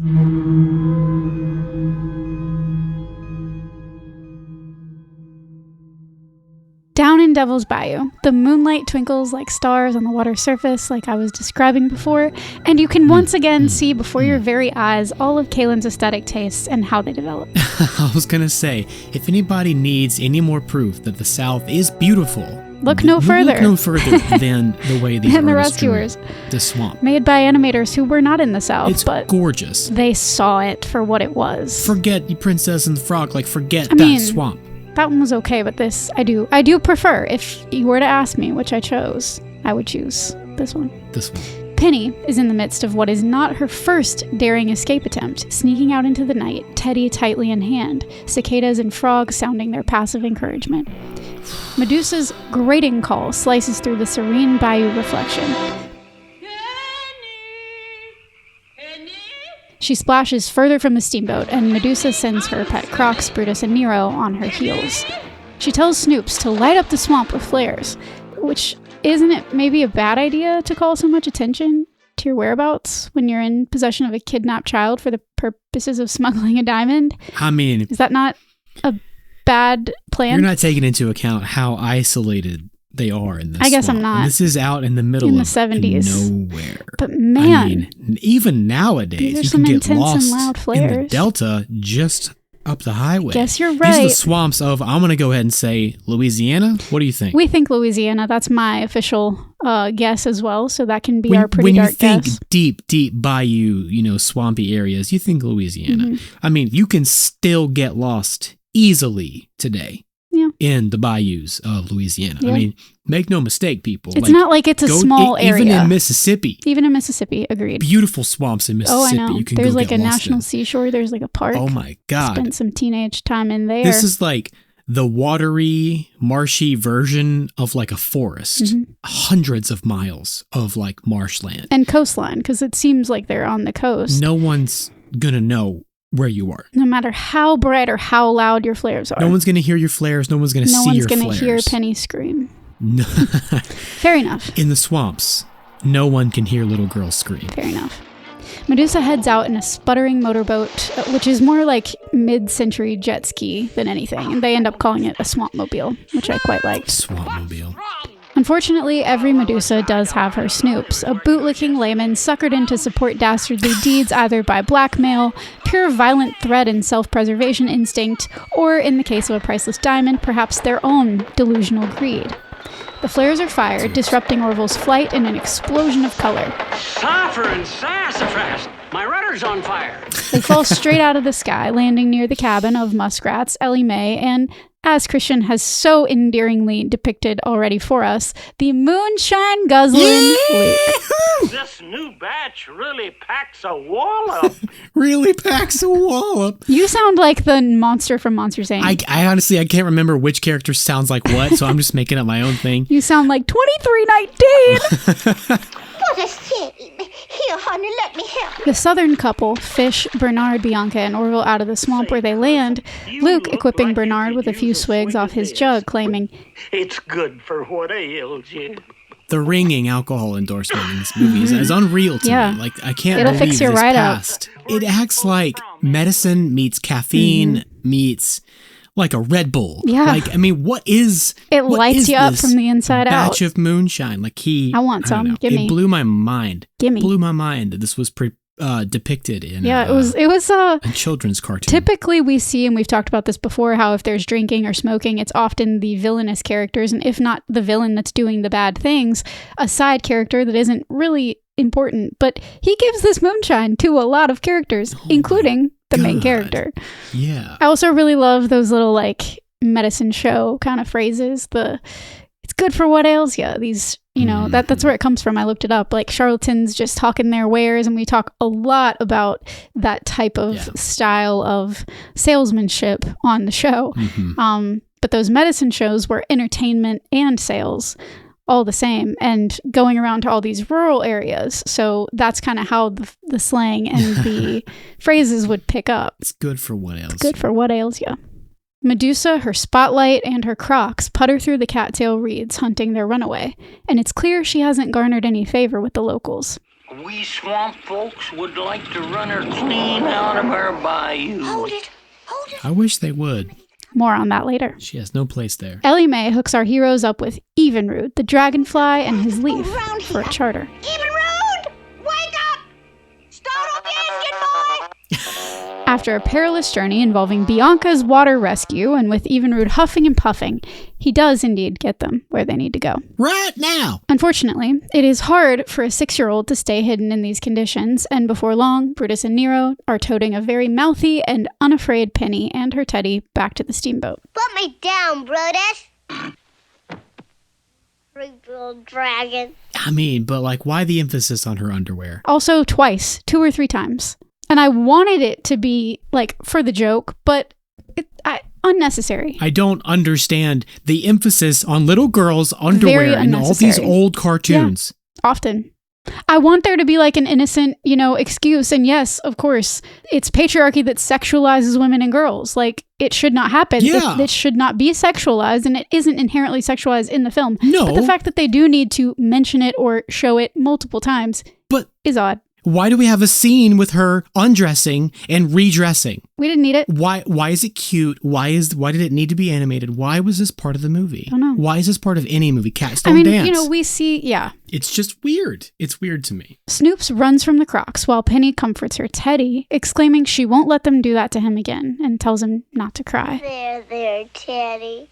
I won't let them do that to you again. And this Don't cry. ripped me to shreds, and continues to, because when a child is comforting their stuffed animal, obviously it's a projection of themselves. Projection, displacement, and they are really comforting themselves. Yes. Again, her bravery and persistence was probably one of the only reasons baby Kaylin found this film tolerable. Mm-hmm. Because absolutely, if she had been as afraid as, say, baby Kaylin would have been in these circumstances, it would not have been an enjoyable film to watch. Oh my God, I can't even imagine me as a kid in this situation. Me at 6 years old. If you put Kaylin at 6 years old in this circumstance, she's toast. It's over. No, I couldn't even go stay at a friend's house because my anxiety, Yeah, me neither at that age. Disorder kept me from enjoying the sleepover at my friend's house because I was so worried my mom was dead Me too. somewhere else because I wasn't there to witness her alive. Me too. So like I believed if I wasn't there, she would die. too. Like I cannot I had the imagine same affliction. being kidnapped and then forced into this child labor situation. And she doesn't and then even have a mom to wonder about. Russ, that's true. Maybe that was my problem. I needed to not have parents. That wasn't what I meant. Jesus. As if keeping her in captivity weren't enough, Snoops mocks and ridicules his young captee, further highlighting his own insecurity. She's 6 years old, dude. She's 6 years old. Like, you have some pretty dark stuff going on. If you need to berate a little girl who has been captured by you. I mean, that's what makes a villain, the insecurity. Like, that's why they are the way they are. Amen. Like, that's just how they became the person that they become is their own insecurities, their own fears, their own self-doubts. We've seen some villain origin stories. To the point where, he has to put down a small child to feel good about himself. Now, Teddy, poor Teddy. All she ever thinks about is that simple bear. Now, you behave or I'll let Nero and Brutus have your old teddy bear. You will not. Besides, I'm not scared of him like you are, Mr. Snoop. Ah, she told him. She sure did. Man. She told him straight up. Boys, take this naughty little girl to her room. I can go by myself. Thank you. Penny is She's so sassy. a hero. She really is. She is a man among men. Seriously. Somehow, Snoops is now able to spell out "got girl" with the flares in the sky, which is very fancy. He could have had a different career as a Walt Disney fireworks display designer. Were they already just thinking about how good they're going to be at fireworks one day? Well, they had already opened Magic Kingdom, so sky's the limit. Hey, well, then they were already good. Medusa skids and slides her way back in a cloud of smoke, cozying up to her Crocs and having Snoops help her out of her heels. It's here that we finally learn why they've kidnapped Sweet Penny, a child tiny enough for their purposes. A child that they expected no one to miss. Well, it was your brilliant idea to use little girl for this caper. If you left it to me, I'd... Snoops, you're not thinking. I know. She's the only one small enough to squeeze down the black hole. Bernard and Bianca slip in through the air ducts and get their own exposition, plus a glimpse at all of the jewels that Penny has already mined for the bandits over the last 3 months. But Medusa is not satisfied without the giant devil's eye diamond, and she menacingly threatens Snoops for his poor control of the girl. How dare Penny be afraid of the incoming tide when mining in a cave below sea level? How dare she? That's one of the most dangerous things you could possibly do. Anybody seen Lock and Key? It's in a bunch of stuff. That is how you die. Very scary. Medusa claims that Snoops doesn't have a way with children. You must gain their confidence and make them like you. And he wonders how to do that. How do you do that? You force them to like you, idiot! At the next low tide, I am going to put her down there, myself, and keep her there until she finds it. And it is as simple as that. Yes. That is how you endear children. For sure. Bernard resolves that they must get Penny out that very night. And after Brutus and Nero are alerted to their presence because they smell Miss Bianca's perfume. Your damn perfume. You had to smell like a woman? How dare you? A lady can be a field agent. Sure, we'll allow it. She can be a field agent. But everything that makes her a lady, quoting, in society, is going to be depicted as making the mission that much more difficult, if not impossible. Yeah, they smelled Hermione's perfume in Harry Potter as well. It makes me mad. The snatches smelled of perfume in the woods. It makes me angry. The mice hide out in the pipes of an organ, and with a few timely taps on the keys, the Crocs are in pursuit, whack-a-mouse style. I did really love the idea of 2 crocodiles down playing, an organ on an old steamship. Right. A little steamboat out in the bayou. Down on the bayou. It fits Princess and the Frog did a whole song. In my idea of what this is like for Disney, but also the very close-up, very detailed animation of the hands of the gators totally grossed me out. Something about like that, huh? No, I did not like it. They were so meaty and grabby. It just freaked me out. Like, I don't understand what it was about their scaly, bumpy I don't like fingers. it either, now that you say it. Those were man hands. Those were not gator hands. Mm-mm. And the fingers coming in like this. They didn't, yeah. That's the come here motion. Come hither motion that he did up in that organ hole. Yikes. To those mice. Yikes. It grossed me out. This grabby, meaty sequence continues for a few minutes, and the music prompts Medusa's rage. Brutus! Nero, stop that inferno racket! I mean now! And I realized, and I may have said this on the show before, but a lot of my vocabulary is thanks to verbose Disney and animated villains. Infernal racket, yeah. Her shouting is cut short by her abject terror. Snoops! Snoops, a mouse! And I do remember her being afraid of the mice as well. Snoops, armed with a broom, tears the room apart and does a bit of a flamenco before Medusa pulls out the big guns. Literally. And fires a shotgun around the room haphazardly in an effort to shoot the mice. Without ever reloading. I think that these folks could use a lesson or two in gun safety. Well, this harkens back to, I forgot to mention this. When they're sneaking into the pawn shop to go find out what happened to Penny, there's an NRA button. Oh my God. On the screen. I didn't notice that. Oh my God, there it is. Yeah. She's not a very responsible gun owner. That's for damn sure. Not at all. She doesn't even, when it misfires, she goes, what happens? Like, she has no idea. Literally, you fired it 1,000,000 times past its loading capacity and it needs to be reloaded. She's a woman. So how would she know? She's a bad driver and she doesn't know how to handle guns. But she's a member of the NRA. Isn't that frustrating so God in bless so many her. different ways? Just there's like so many angles that I could approach that and be mad about it. You know? I know. The possibilities are endless. Well, it's up to us to, call these things out. The mice are forced off the boat and rescued by Evenrude in the nick of time. Bianca says, She tried to kill us, that terrible woman. Oh, if I was only a 10-foot mouse, I'd show her. Dejected for a moment, memories of the Rescue Aid Society anthem rouse her from despair. The society's counting on us. We can't quit now. Oh, and that little girl. We've just got to rescue her. I mean, I don't disagree, but it feels like the only superpower or even like agent ability that they gave Bianca was her righteous indignation. Her determination to stop at nothing. Penny dresses for bed, as does Medusa, who calls for the girl as she's removing her makeup at the vanity. Did you want to see me, man? False niceties abound, and Medusa promises to let bygones be bygones while she's peeling her false eyelashes from her lids. But we must try harder, mustn't we? Then please, will you take me back to the orphanage, like you promised? Aside from anything else, this little girl is begging to go back to an orphanage. That would, yes. That's also pretty dark. There are no good options for Penny right now. The context in which the orphan begs to go back to the orphanage. Heavy. That's like a child in a Dickensian story begging to go back to the workhouse. That's how bad this scenario is for her. Penny, don't you like it here? A big, beautiful boat all to yourself. Well, if I don't get back to the orphanage, I'll never get adopted. Medusa, at her most cruel, I think, says, Adopted? What makes you think anyone would want a homely little girl like you? It's here that her nice lady act combines with the most brutal words she can manage.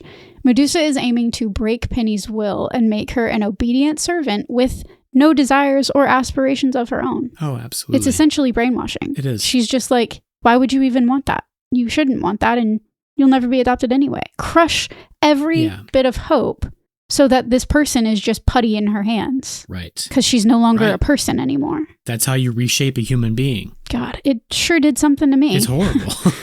It's horrible. Something that comes up often on our show is the tendency of this older media or media that we were watching not to pull its punches and to expect a certain level of intelligence, understanding, even emotional intelligence of us as a young audience.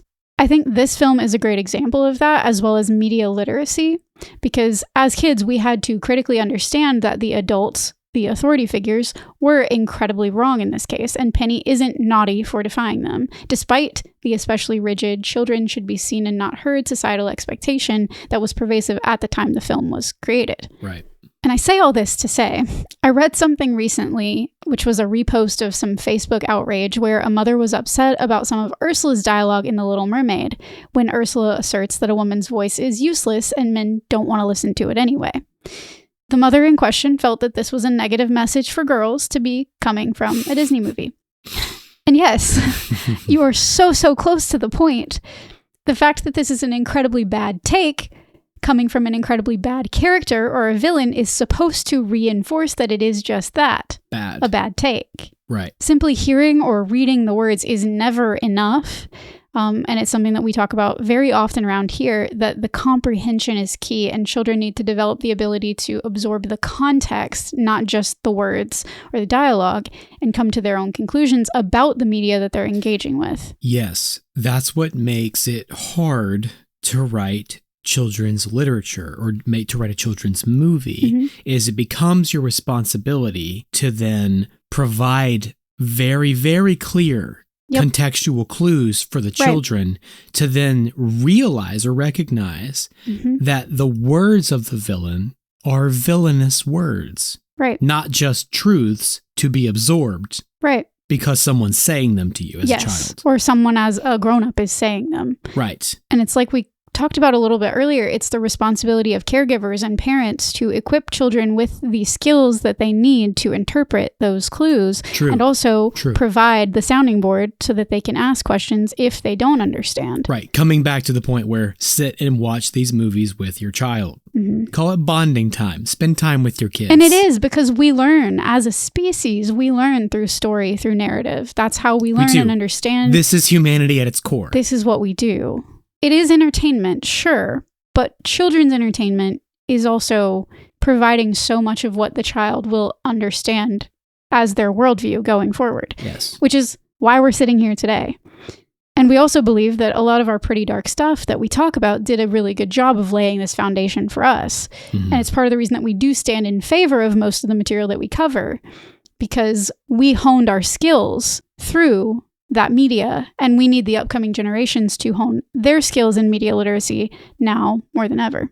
One more Shelby Flint song shatters us as Penny stands on the deck looking up at the stars with those ever-present bluebirds as reminder, as well as Bambi and his mom, I think. I was going to ask you if you thought that was Bambi and his mother. I think it was. I think it had to be. Or at least a reference to it. The song is emotionally heavy in its own right, reminding Penny, be brave, little one. Make a wish for each sad little tear. Hold your head up, though no one is near. Someone's waiting for you. Don't cry, little one. There will be a smile where a frown used to be. You'll be part of the love that you see. Someone's waiting for you. It's this message of hope. Again, the message in a bottle. The idea that even when you least expect it, or even when you feel like all hope is lost and everything is working against you, that there is some kind of hope for something better. If you're brave, and if you have hopes and wishes to come true. They eventually will. When you wish upon a star. We've talked about this before too, but do you think that all of these orphan stories were like fables to make those of us with parents or families or caregivers more grateful and therefore more agreeable? The whole like, there are kids starving in Africa that we were always told. Yeah. Which, yes, that's a big problem. We should fix that. We were always told that. Yeah. You know what I mean? I don't know. Some kids don't even have parents, so you should listen to yours. Like, I think there's an edge of that in any, not necessarily Penny and the Rescuers specifically, but there were just so many orphan stories. Yeah. Are they still making a lot of orphan stories today, Darklings? I can't say you're wrong about that, because that's the effect that it had on me. I mean, as a kid, I was already getting that from, religion, church, but also like my nature. I was like, I am so lucky and so grateful to have my parents and my family and all of the above. And I always have felt that way and still continue to. But it's like, I can't speak to how it was bastardized really, but like looking at Oliver Twist, the original orphan story, Dickens, that wasn't Dickens' point. No. His was more about the cruelty of life and how unfair, and society I mean, I think that that's true of most of these as well. Structures of society. So I don't know. I can't speak to but I don't know. people who continued the trope of the orphan, but maybe it's sad because a lot of stuff that was made were cautionary tales, like for a reason. Yeah, submit, obey. behave. Yeah. Maybe. That was the underscore for a lot of fairy tales. So I mean, I think there's room for discussion there. Yeah, I don't know. That's a good There's point. just so many of them. It's very interesting food for thought. Once again, it's Seriously. not this specific movie. It's just the abundance of the Disney movies fact that there are or so movies many of of the them time about this. Yeah. with orphans. I mean, yeah, all dogs go to heaven. I mean, Exactly. Oliver and Company. She wasn't an orphan, but she might as well have been. Well, yeah, Oliver Twist. Right. But like, Well, that was the Oliver orphan of it. But Jenny was abandoned or neglected as well. right. Penny Penny kneels to say her prayers, asking for blessings for Rufus and Teddy and all the kids at the orphanage. And please let someone find my bottle. There's a message in it. Because running away isn't working. Amen. Once again, she tries to comfort Teddy before finally devolving into sobs herself. Thankfully, it's now that Bernard and Bianca make their entrance. Yeah, they're like waiting for their cue. They're like watching her cry and be all sad. They're like, do you think we should go now? At what point do we comfort the crying child? Now. Did you hear that, Teddy? I thought it worked. Didn't you bring somebody big with you? Like the police? Like the police? What an insult. All right, well, if that's how you feel, we're going to go home. It is really tough. And imagining, like, my bottle worked. This is amazing. These mice are supposed to help me. Like, I'm 6 years old. Do I have to do everything? Yeah. They begin to strategize their escape, explaining that if the three of them work together with a little faith, things will turn out right. And I guess there is a lot to be said for this, because although it raises the stakes and intensifies the peril, and it doesn't feel particularly fair for this sweet little girl, it does empower children watching that sometimes you might have to take an active part in your own rescue, and you're capable of doing it. God helps those who help themselves. Penny certainly helped herself. It's one of the most up things you could tell Also somebody. true. Very, very dismissive. Together with Penny's ingenuity, they devise a plan to set off the fireworks in Medusa's room as a diversion, swipe her swamp mobile, and lock Brutus and Nero in the elevator like a cage, using Miss Bianca, or her perfume, as bait. Penny does an impression of Medusa's reaction to the delight of the mice, and it is a cute moment, honestly, because it shows that despite it all, she is still a kid under there. Before they can put their plan into action, they've got to send for the small animal infantry, and Evenrude heads back to call upon them, which turns into his own perilous journey. In the meantime, I guess what would be the hours of early dawn? Sure. Don't know. There was all this discussion about, we got to get you out tonight. It has to happen now. And it seemed like it was nighttime because they were going to bed, and then they didn't, because we cut to the cave where they have Penny at the cave. I don't know. The timeline gets muddy here. But Medusa and Snoops get Penny back to the black hole, and they're threatening her all the way. Now, my dear, you are going to find the big shiny diamond for your Auntie Medusa, aren't you? Penny explains that her Teddy doesn't like it down there. A very smart surrogate expression for her own feelings, projecting them again onto the bear, hoping that this will garner more empathy, or at least less wrath if they aren't her fears. Poor Teddy. I'll just keep him up here with me where he'll be safe. This is so dark on so many levels. To have this child with her fragile psychology not only robbed of her singular and scientifically sound comfort, but in not so many words, told that her own safety isn't important. Right. It's safe up here, but that's not where you're going to be. Yes. In a 2024 article by The Oracle, a mental health expert, Dr. Esther Hess, weighed in on the importance of stuffed animals for children's development. Oh. And I thought it would be interesting to talk about because it plays a huge role in this movie. Yeah. Dr. Hess says, the animal, in a certain sense, experiences life the way the child does, and oftentimes, the child can then use make-believe to have in their minds a dialogue with that stuffed animal about how their day has been going. No matter what, stuffed animals are always there to provide security. There's sometimes a displacement for anger, sometimes a displacement for tears. Sometimes, the stuffed animal can be a representation of what's going on in the child's life. For example, a medical issue. And it's not the child who's going through the medical issue, but the stuffed animal is going through the medical issue. So there's a lot of different ways that the stuffed animal can take on almost magical qualities. Getting this distance is important. Hess explained that adults often use a more sophisticated choice for displacing their feelings, pets instead of stuffed animals. She also said even though pets can replace stuffed animals in adulthood, the fundamental point is being able to access something that can demonstrate how a person feels. When it comes right down to it, really what it is the ability to have an object outside of yourself to have a lot of your own internal representations. Same thing with like imaginary friends. I mean, yeah, it helps kids, learn to socialize, how to practice socializing with someone who isn't there and who can't judge them. And because it's a projection of your own psyche. So it helps you sort of, navigate social context with something that is apart from you, but you can control. Exactly. So you then begin, it's basically like rehearsal for real life circumstances. It's exactly like rehearsal. So a stuffed animal that you personify is the exact same thing. Yep. Where you project all of your own emotions and fears onto the animal. And it also makes you, like in the case of Penny, a little bit more brave because you can kind of then go, I have to protect you. Yes. Like I feel the same way. I just moved into a new house and I'm learning all the different sounds and I'm learning, how to feel safe here in a new place. But it's funny because like I feel safer when Lauren and Aria are here with me, because I feel like I will be so brave and outside of my own body when they're here because I have to protect them. You're the scary thing. We've talked about that before. But if someone broke in and I was alone... What are you talking about? You have your machete. You talk about it all the time. I do have the machete, right. But it's that same thing of like, when you have something else to look out for that's apart from you... Well, it's like... You're able to be like a more complete version of yourself. Sure. Than if you were completely alone. It's like I can step up and make phone calls and do things for other people far easier than I can for myself. Right. Exactly. Just externalizing this applies that. Across the board, I think, for most people.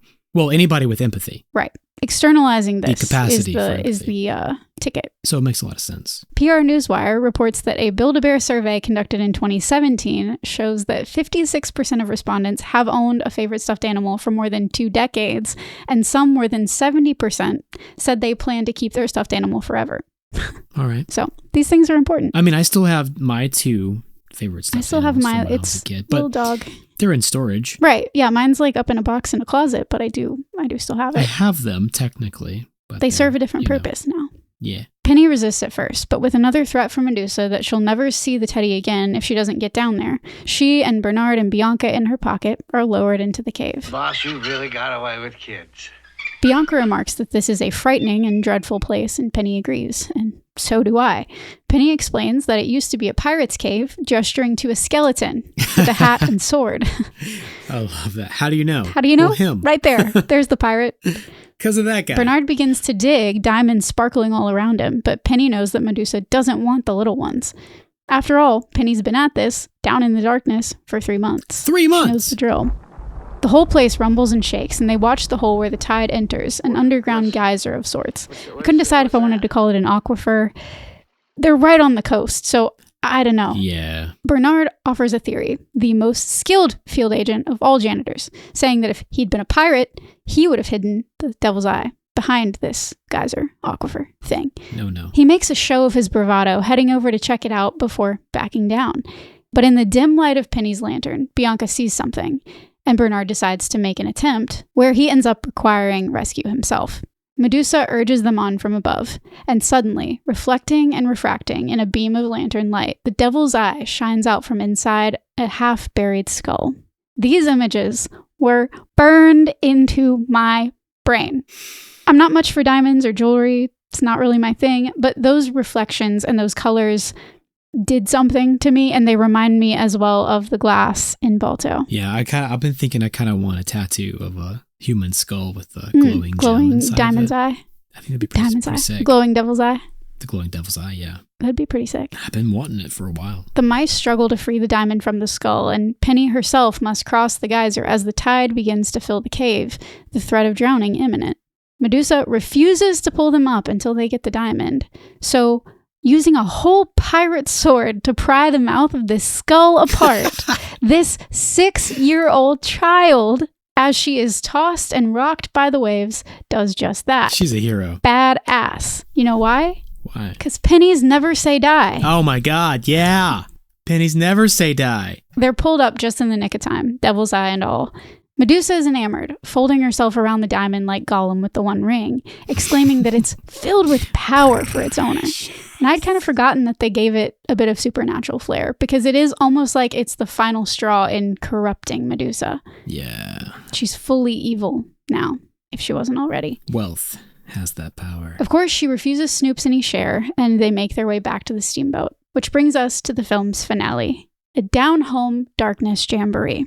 Evenrude, outsmarting the bat colony that was in his pursuit by diving down the muskrat's stovepipe in a plume of ash, is ready to recruit the assistance of the swamp cavalry.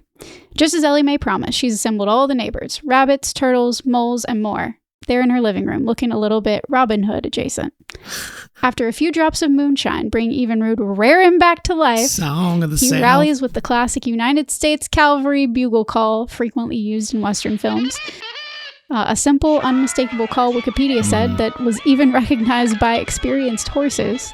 Oh, wow. And they charge. Sweet potato pie and shut my mouth. Luke is a bit delayed by and with his own moonshine boost, but they beeline with a backwoods musical accompaniment to the steamboat. Mr. Deadeye Rabbit the hare is keeping Mr. Tortoise up to pace with his fishing pole, despite the familiar southern turtle cries of, I don't need any help from anybody. Tortoise and the hare. Snoops is angrily berating Medusa, who has both he and Penny against the wall, literally, a shotgun aimed at their heads. God. And I did not remember that. Shut up, Snoops, and don't move. If either of you try to follow me, you'll get blasted. That's so Good heavy. Like, golly, I did not remember she's that at all. literally like, you make a move, I'm going to blow your brains out. Yeah, she threatens that she'll blast either of them if they try to follow her. And Penny, not even afraid of the barrel of a giant gun, scrambles to get her Walks teddy right back. out. You give me my teddy bear. You promised. Teddy goes with me, my dear. I've become quite attached to him. This is like the most villainous she can As be. if we needed Is using one her more teddy reason bear. to hate her actual guts. She is using the bear of all things to smuggle the diamond. She could have used anything. And I understand it's done for the plot because I guess Penny wouldn't really care about her leaving or about following her or any of that if it weren't for the teddy. Except for the teddy. So, and it wouldn't prompt Penny to get the teddy and therefore the diamond. Like, okay. Like, I understand why, but still. Right. Duh. Bernard and Bianca manage to trip her up, and the bear goes flying, so of course, chaos ensues. Penny snatches up her teddy and makes a break for it, while the swamp animals open a can of whoop-ass on Medusa's head. The original plan now kicks into gear as Bernard and Bianca successfully bait and trap the crocodiles. Penny takes her place in the swamp-mobile, and Medusa now literally shoots at the girl, shattering the vessel's windshield, but is thankfully intercepted by Ellie Mae before she can get a second shot off, brandishing her rolling pin like a true, stereotypical Southern hero. Muriel. Oh, Muriel. Oh, Muriel. I missed that lady. Yeah, me too. Muriel. Bernard is attempting to hotwire the swampmobile with a lot of dangerous electrical work, and some of our swamp friends who were not present for the original development of this plan, but I guess Evenrude buzzed it all to them like a telegraph, set off the fireworks in the boat's cargo hold, and Medusa is stalled, but not deterred from grabbing the swampmobile's dock line and being dragged behind, skimming the surface and then basically water skiing on the backs of her crocodiles, who have been freed by the boat's exploding. She's infuriating. Relentless. Let go. She's terrifying. Move on. Ugh. And this is the Medusa that I remember in my mind's eye. She was a maniacal, terrifying lady water skiing on crocs. None too pleased. Crocodile. 6-year-old Penny, and yes, I will continue to point out her age, continues to hold her own. Her expert maneuvering of the boat sending Medusa flying and leaving her stranded on a sinking piling. Brutus and Nero chomping at her backside, and I guess they've turned on her too, because I guess they wanted to cut of the diamond money or something. It does create kind of a nice sort of Peter Captain Pan, Hook tableau. Hook. Yeah, there's a Captain Hook Dynamic element there. to it. Don't know why they don't like her. I guess I just took it as, they hated They're wild her animals. They hated her all along. along. The henchmen always do turn. Shinzi, Bonsai, and Ed know a thing or two about that. They didn't really give them a reason to hate her, except that she, She's just a bad guy. Perpetually abused them constantly. But she was friendly with them. They were her pets. Yeah, but she was also friendly to Penny. Well, yeah, when she needed to be. She did order them around. I mean, I don't know. The Next thing we know, completely skipping over how they could have possibly made it back to New York, because I know Orville is talented, but I don't think he could fit them all in his sardine tin. Nope. The Rescue Aid Society is gathered around a tube TV watching news coverage of Penny's story and how the world's largest diamond, the Devil's Eye, is now in the Smithsonian thanks to her courage. But the most important part of the story is that thanks to her newfound fame, she's being adopted, seemingly along with Rufus. Right. I want to know the story of these parents. Are these guys they just want the famous opportunistic? child. Yeah, I don't love that implication. I want to see what's beneath the mustache. What's beneath that mustache? What's Shave it going off. What's your face look like, man? What's going on with y'all? Again, calling to mind Annie, when there were a lot of people with nefarious intent for the child that had any kind of money or notoriety. Just saying. Yeah. Penny thanks the society and Bernard and Bianca by name as they look on. You can talk to these little mice? All the time. Mice can talk like anybody. Didn't you know that? Well, I didn't. But I do now, Patty. In the books, I think it's kind of presented like, yeah, animals can talk. Nobody bothered to ask them before, you know? And it's not necessarily just a kid thing. Yeah. It's like the kids are the only ones that are paying attention, which that's got that kind of Toy Story element to it of just like, you got to pay attention. I don't know. Yeah, if you're listening. If you're listening for it. The whole thing. You can hear them. It felt like Elf to me, though. Mm-hmm. He's trying to like convince everybody, and she's like poo-pooing him, like, haha, yeah, Santa's real. Oh, yeah, very, very boy. similar, yeah. Mm-hmm. And then he like the newscaster, totally was like, whatever. The newscaster not really buying the bullshit. Like, okay, right, little girl. Okay. Sure, and sure. That Content further emphasizes the point that we don't listen to kids or animals. We've all seen Bruce Almighty, just trying to make Anchor out here, you know, like just do what you have to do for the story, right? Get the credibility, so you can sit in that warm, farty seat. Of course. Suddenly, Evinrude appears bearing another call for help. I guess maybe a call from down in the bayou. It's another call for help. You're gonna need some volunteers. Bianca holds Bernard's hand up for him to volunteer. But Bianca, we just... Oh, Bernard. Adventure, thrills, intrigue, travel, exotic places. Oh, come on, darling. Adventure awaits. The camera drifts upward to show the calendar. Friday the 13th. Friday the 13th. This all happened in a very short amount of time for them to get back. So how many Friday the 13th were in this calendar year?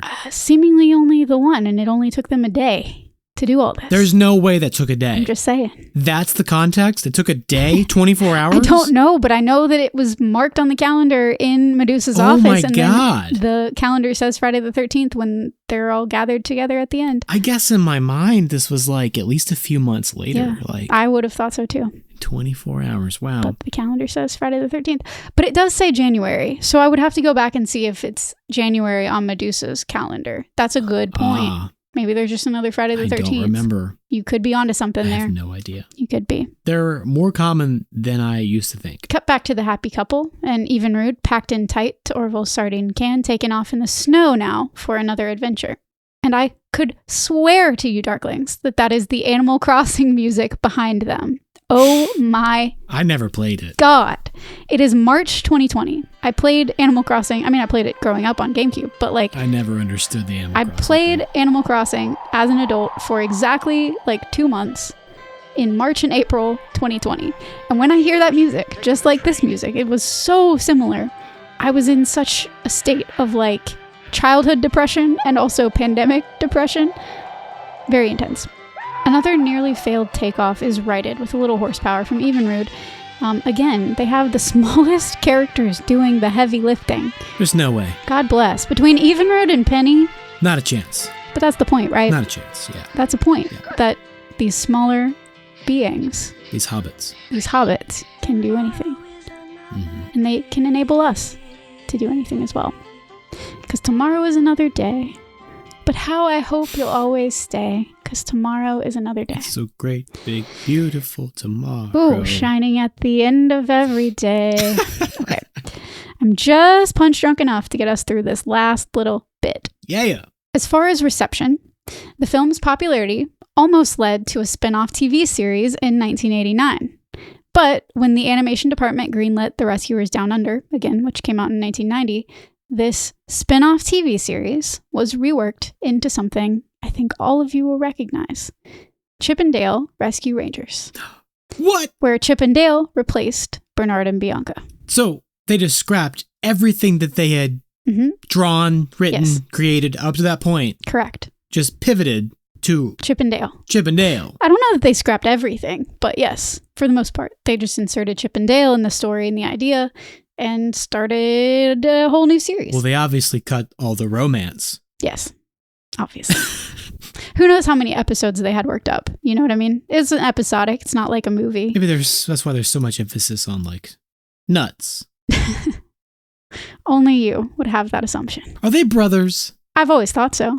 That makes it worse. Well, we didn't like that the grannies were sisters and No.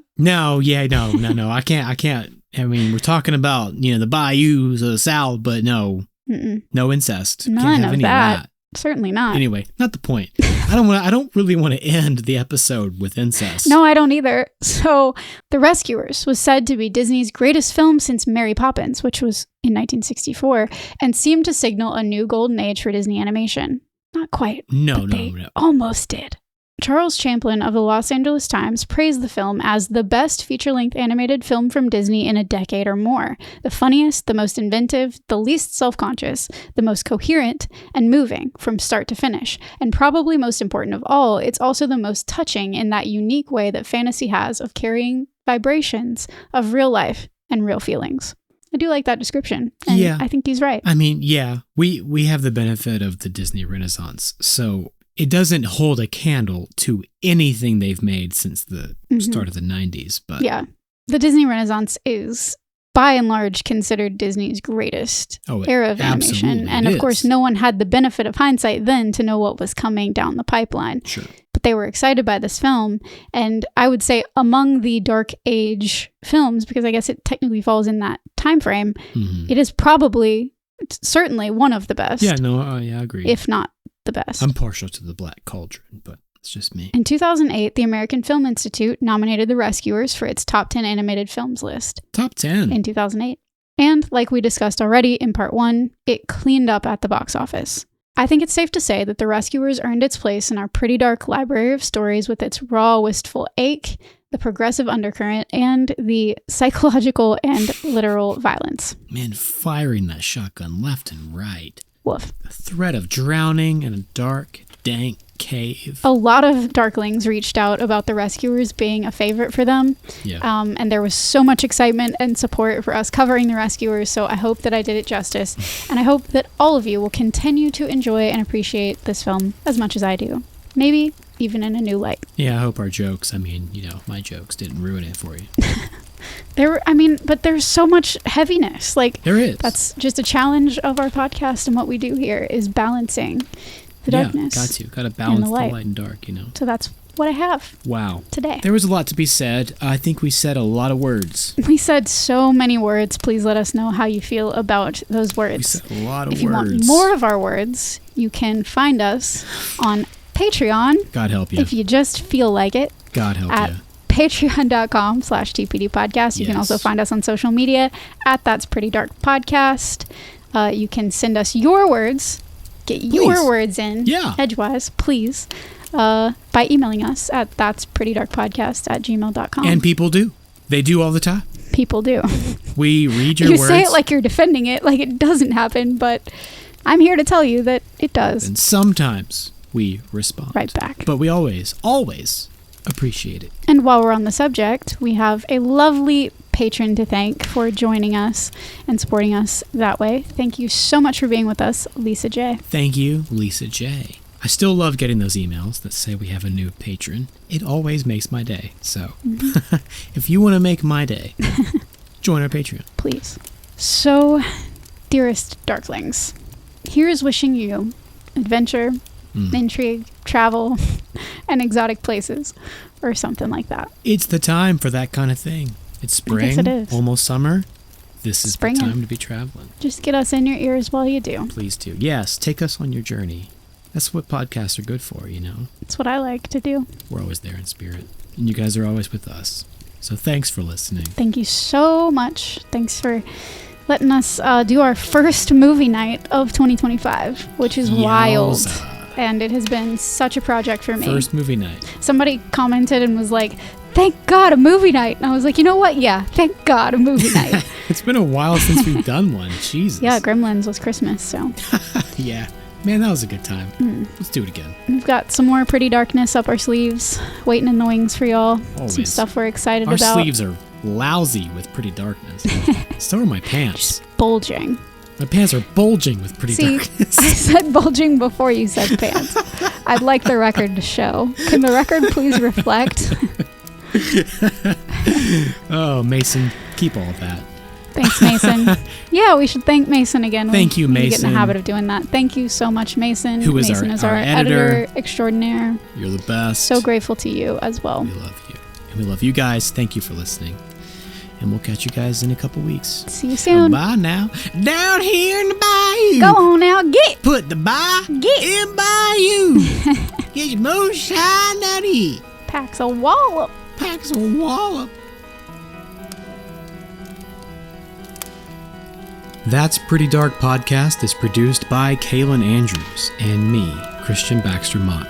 With music by Jonathan Simmons and cover design by Halftone Horror. You can support our show by supporting our sponsors, or go to patreon.com/TPD podcast to unlock all the Pretty Dark bonus content we have in store. Please share your experiences and let us know what shows, films, or villains still haunt you from childhood on our socials or at that'sprettydarkpodcast@gmail.com. For all other information, visit our website, that'sprettydark.com. Remember, you're never really alone. So, until next time, sweet dreams, everyone. Faith is a bluebird you see from afar. It's for real and as sure as the first evening star.